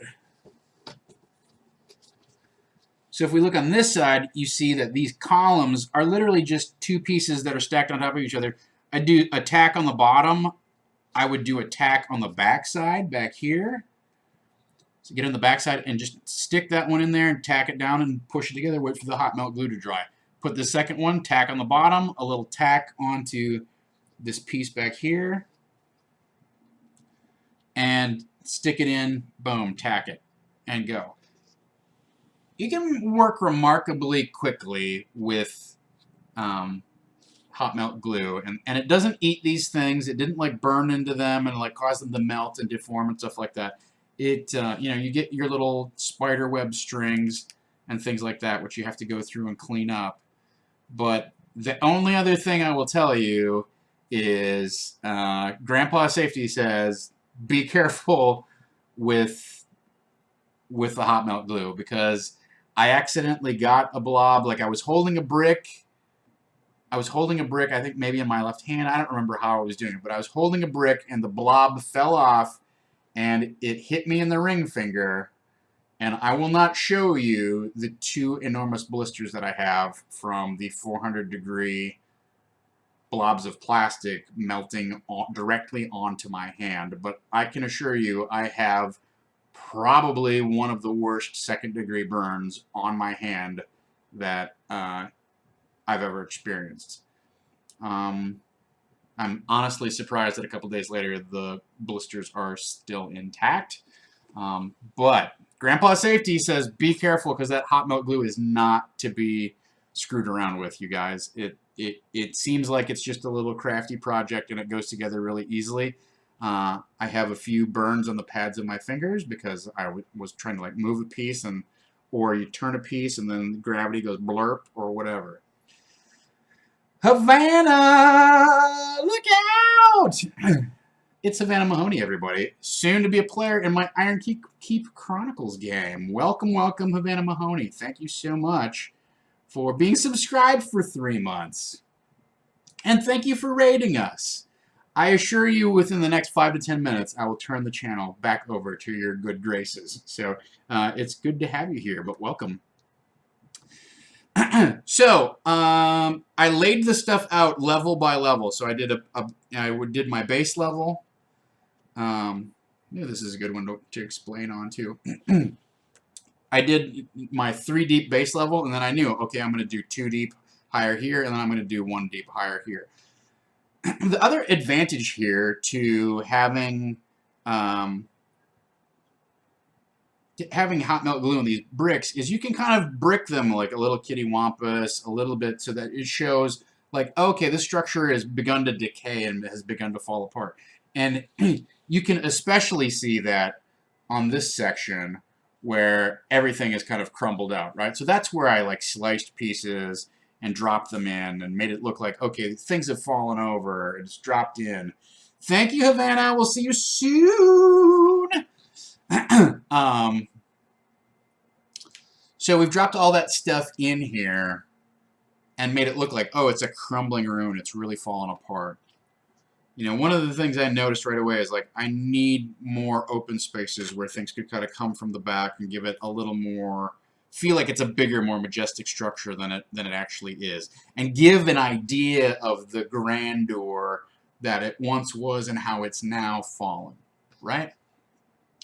So, and then the other thing that I did was just take some felt of different colors, cut it into various shapes, and I wanted to give this end of the map, I wanted to give this end of the map some sort of dimensionality or focus, because what I didn't want was for one end of the map, up this way, to have a bunch of interesting structures and then nothing's going on down here, where it's just like, it's just blank, put yourself wherever. That's boring, right? So what I've decided is that this amphitheater is actually sunk underneath the sand. It's in like a sandy cathedral, and they have to go through these sand tunnels, and that's what these represent, right?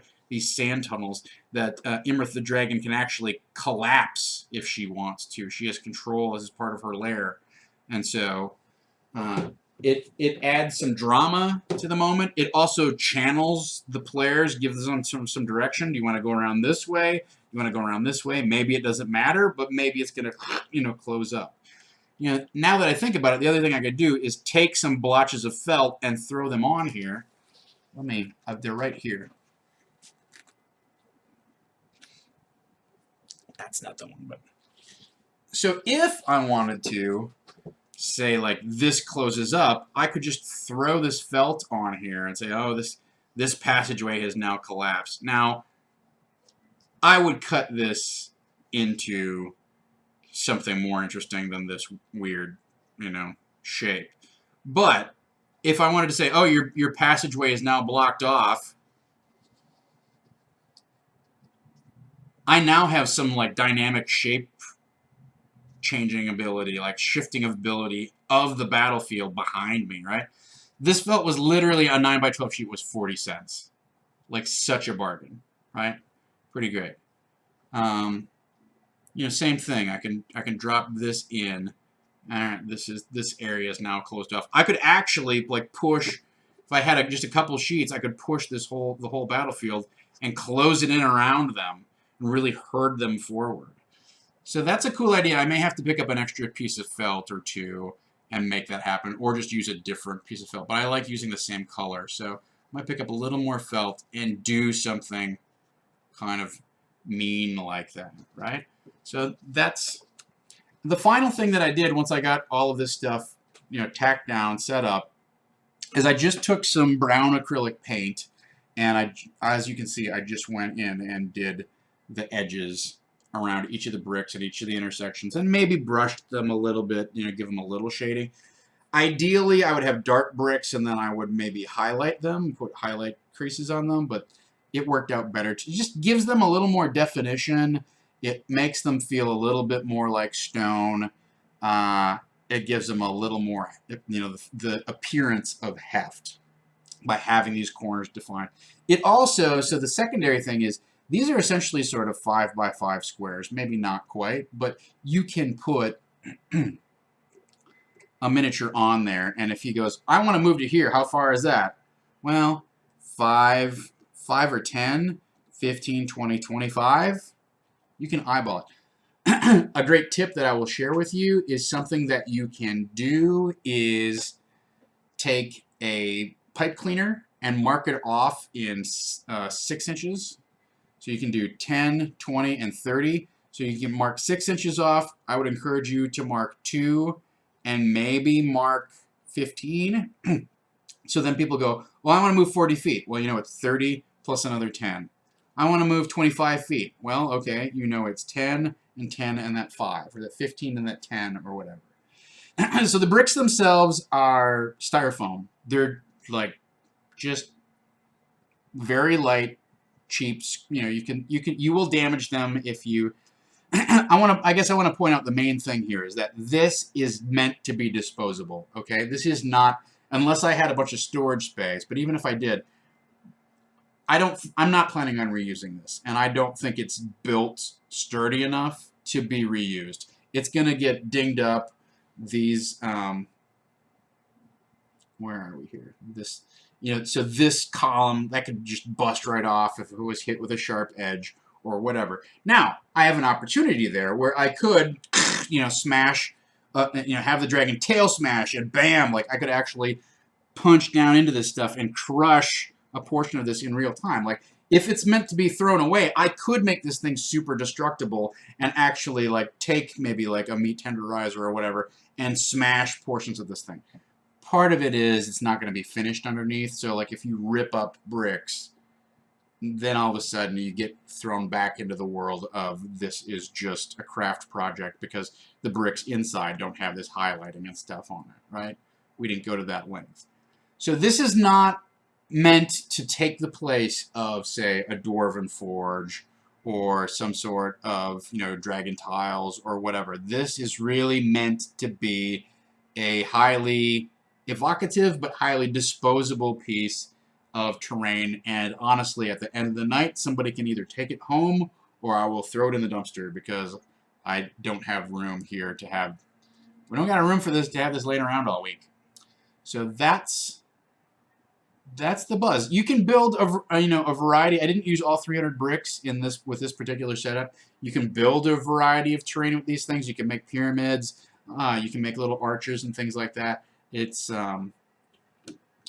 let me find the link for you guys while you continue to look up my nose some more. Let's see if it's even on Amazon, although I know it's on Michael's. So, Project Bricks. Yeah, bricks. Project Bricks. Yeah. Yeah, that's what it is. Well, it's funny because on Amazon it's actually more expensive. So I'm going to drop this in the chat here. This is the Amazon link.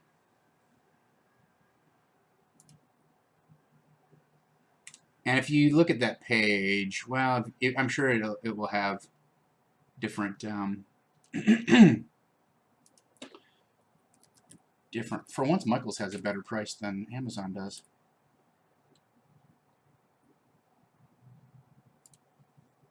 And of course, with the coupon, you can't beat it, right?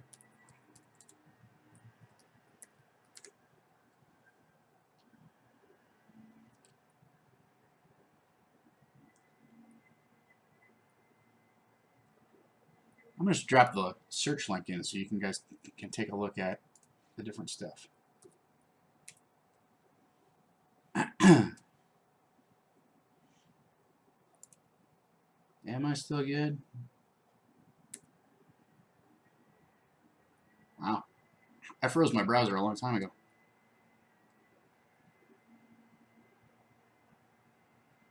All right, very good. So those are the links to the bricks, and I think they. Honestly, I was looking for something like this. I was hoping to find some sort of wood or something like that to create this structure with, and I couldn't find it at an affordable price. Right? I didn't want to spend $25 on wooden kids blocks. I just didn't need it. Not only that, it was going to be super heavy and annoying. I was really frustrated, and I decided to just go to Michael's, and I had my. They look a lot like croutons. They look a lot like something you could eat. I can't tell you how many times on Twitter somebody was like, "Oh, did you make Rice Krispie treats?" No, I did not make Rice Krispie treats.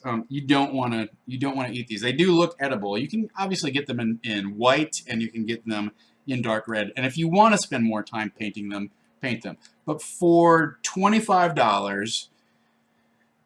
Now, how long did this take me? I spent, what night did I pull this together? I went to Michael's on Saturday and spent 3 hours working on this. And then I spent probably another 4 hours on Sunday. And I spent probably 2 to 3 hours yesterday. So keep in mind, I have 10 hours in this project. But not just this board, right? There's more to it than that. So I put a lot of work into it. So you know, the advantage to using something like Dwarven Forge is you just drop the pieces. Now, you can't take Dwarven Forge and do this with it, right? I mean, you can do this, but you're not going to be able to pick it up and literally turn it 90 degrees like it can do with this thing. So, without, gluing $300 worth of tiles together and never being able to use them for something different again. If you look at Fat Dragon has a product called Dragon Tiles. They use the Dragon Lock system, and they are a lot like Dwarven Forge, but they actually have little bow tie connectors in the bottom, and they're designed to be printed out on a 3D printer, so you can print as many of them as you want. That would be ideal for something like this. I don't have access to a 3D printer, and I don't have one here at home. I haven't stepped up to that commitment yet. But if I was going to make a lot of terrain, I would get the Fat Dragon 3D printer files, and I would crank off a bunch of my own. And then, I mean, Tom Tullis had them at GameholeCon, and he had like a 4x4 section that he just threw on the floor. Not like whipped on the floor, but like he dropped it on the floor, and the whole section just hit the carpet and bounced slightly, and that was it. Like, he's like, it's the same stuff that Legos is made out of. It's light, it's tough, it's indestructible, and it sits tight together, unlike a lot of your Dwarven Forge stuff, which is not designed to really like interlock, right? It's designed to sit next to each other, but Fat Dragon has stuff that's specifically designed to interlock. So if you are interested in adding some 3D terrain to your game that's more durable and long-lasting than this, I would encourage you to go take a look at the stuff that Fat Dragon is offering. They did a huge Kickstarter that went gangbusters. That was about a year ago, but he's continuing to innovate on that whole thing. He's really moving his business from a 3D papercraft type of product line to a 3D printer and 3D model type of product line. And I think, honestly, like with Hero Forge and things like that, you're going to see miniatures go more towards like that instant customization, being able to print out at, scale, your custom character right there, boom, done, right? Thank you, Farquaad, for dropping that link. That is exactly what I'm talking about. So if you're interested, it's becoming more and more affordable, and within a year or two, I think if you spend, within a year or two, it's going to be like, if you spend $150 on miniatures, you might as well spend $150 on a 3D printer and just set yourself up for the next 3 years, next 5 years, whatever. So keep that in mind. So this is meant to be disposable. I think it's going to, sit on the table, make a splash, make an impression. It's going to give them places to move, things to think about. It's going to provide for an epic battle, and it's really going to give our players that final kind of extra oomph that says, this is our showcase campaign-ending combat. This is what we're really, queued up to do. Let's have one last epic battle. It just raises the whole stakes on this. Another alternative that I considered was getting like the either a dungeon flip mat or the Paizo maps of mastery tiles. The little they're just little like cardstock pages that then lay next to each other, and I could have laid that out too. Right, also not bad. I could have just taken gaming paper and drawn on it. But I wanted to do something extra, and this was a fun project for me. And this is what came out of it. You guys get to look. And like I said, my investment in this, including hot melt glue, is $25. Okay? I feel like this is very affordable for what I've gotten out of it. And then I had to invest some time in it. But, the other advantage to doing a project like this is it gives you some time to think about, like, okay, who could come in from back, who might be lurking around this corner? Who would be up here overseeing, looking down on what's happening? What's going on with this area? Does this animate or something like that? Could I create a section that would tumble down or whatever it is? Are there runes on this pillar or whatever? So Think about that. Yeah, the second-degree burns no, they're not free. You pay. Trust me. I've been paying for the last 3 days. I would show you guys, but I think somebody would report the Twitch channel for gratuitous, explicit grossness because it's really gross. The good news is it's not infected or anything like that. So yeah, this is a blue dragon that I have hanging around. I'm going to use this guy, and that's the excitement. I'm pretty jazzed about being able to drop this on the table. This really feels like going the extra mile for my players, and I think they're going to appreciate it, and I'm going to have more fun running my game in that space, right? With that, like, boom, okay, let's do it. It sets a milestone. It puts literally like a mark on the gaming table, a mark, a line in the sand, like going forward. This is our combat. We have entered. We've engaged in the final fight, and the stakes have been raised. Here's the investment I've made. You bring your A game, right? Okay, let's do a little wrap up.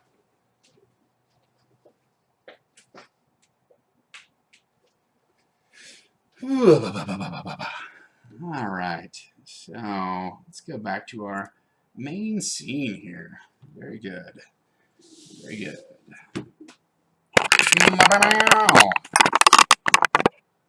All right, ladies and gentlemen, so I think I did show. I showed the mechs I built at the top of the stream, but I will show you again. So this is one of the mechs from last night. This was the sniper bot that Paul had. The sniper bot, that was pretty cool.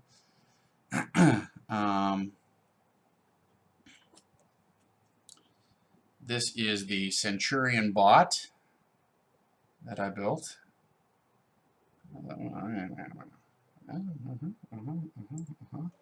Also pretty cool.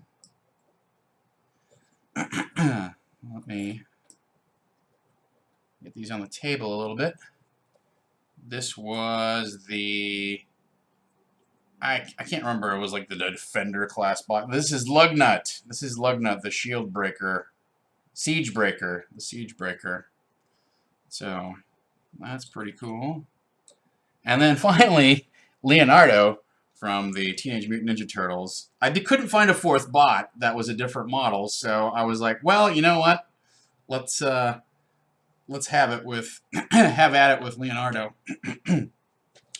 And then just to give you an idea of the scale in comparison to that dragon that we looked at, there they are. So yeah, that's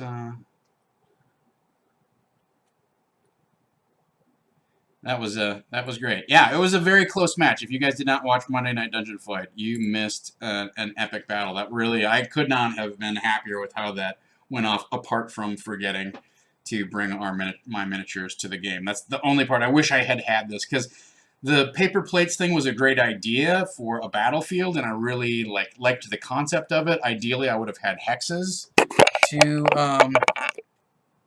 I would have had little hex tiles that I could drop in and out and rotate around and things like that, but I didn't have enough of those on hand to make that concept work. And so I liked the paper plate concept, but it looked a little janky, and then on top of it, I forgot my cool miniatures to put on top of my somewhat janky paper plate terrain, which sounds ridiculous, but if you go back and look at the game, it was actually very effective. Like, as they dropped through the levels of the dungeon, they could rotate them around, and then it would uncover a level, and there'd be, it turns out you're standing on a trap now, etc. So that was pretty fun. We'll talk about the results of Monday Night Dungeon Fight on Thursday. How does that seem? Does that seem fair? Let's not spoil it for those people who have not tuned in yet. So, with that in mind, ladies and gentlemen, thank you so much for joining me. This is, like I said, this is going to be a little bit extra long session of prep. I hope you all have gained something valuable, like to think about either prepping your own game or, you know, hopefully this has got you riled up to find out what happens on Thursday. I'm looking forward to running this. I've laid out an ambitious agenda for myself over here of things that I need to do in terms of analysis and tactics, and really making sure that I don't want to overcook the fight, but I also want it to be, an epic challenge and make the players feel like they really earned the victory. I'm a little worried that it's honestly going to be kind of a pushover, but I need to go through and look at my dragon stats and come up with a game plan and see, like, okay, here's what's available to do, and optimize her strategy and tactics for a couple different approaches, right? So there's like the overconfident, reckless approach, and then there's the cautious, kind of like lay back and let the ants come into my lair type of, let the prey come into my lair type of approach, that sort of thing. So I want to look at that. I want to look at possible reinforcements for Imrith. I want to look at possible reinforcements for the party.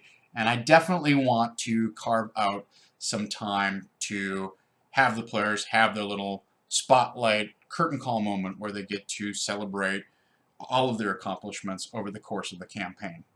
So that is the Buzzaloony. So let's take a look at what's going on the rest of the week. So tomorrow afternoon, I will be over on Geek and Sundry DMing the Bearded Men Improvised Dungeons & Dragons. Dungeons & Dragons, the Improvised Campaign is the name of the show. Bearded Men West is the name of the group. I'm DMing a brand new improvised adventure every single Wednesday. We take suggestions from people in the chat over at Geek and Sundry, and we incorporate them into a complete Dungeons & Dragons adventure from beginning to end over the course of about 40-45 minutes. And it's a ton of fun, and I really enjoy doing it, so I hope you will join me over there for that tomorrow at 2. In the meantime, the rest of the week, we have a bunch of exciting things going on over here at Saving Throw. We have Misadventures, the Harry Potter RPG, is happening tomorrow night at 8 o'clock. So tune in for that. Talene Guerra is the host and GM, and she puts a lot of work into that. So I hope you guys will stop in and check out that. It's always an interesting time. On Thursday at 2 o'clock, I will be back for Disorganized Play. Barring anything weird or unusual, we will probably have an extended 2-hour wrap-up session. And talk about not only how the game went and give a recap, but then talk about kind of the lessons learned. Let's look back on, let's give an examination of, here's Storm King's Thunder, here's what I did with it, here's what I thought worked well, here's what didn't work well, here are changes that I suggest, here's things that if you have time you might want to expand upon or whatever. That may be a little bit off the top of my head because it depends upon how late things go on Wednesday. So that's Thursday at 2. Thursday night, Mr. David Crennan is running Never Tell Me the Odds, the Star Wars Edge of the Empire game. They are on like week 3, so you are not far behind if you are interested in getting in on some delicious, delicious Star Wars goodness. David Crennan is, of course, just a wealth, an entire data bank. He's part of the stolen data tapes worth of information in the Star Wars universe. So I think he may be a droid that somehow got a skin job and managed to break free into our galaxy and timeline. So check that out Thursday night, where we'll be running Fantasy Flight's Star Wars. On Friday, it's a brand new show featuring none other than Mr. Dom Zook. I believe Jordan Pridgeon is DMing this. No, Jordan Caves Callerman is.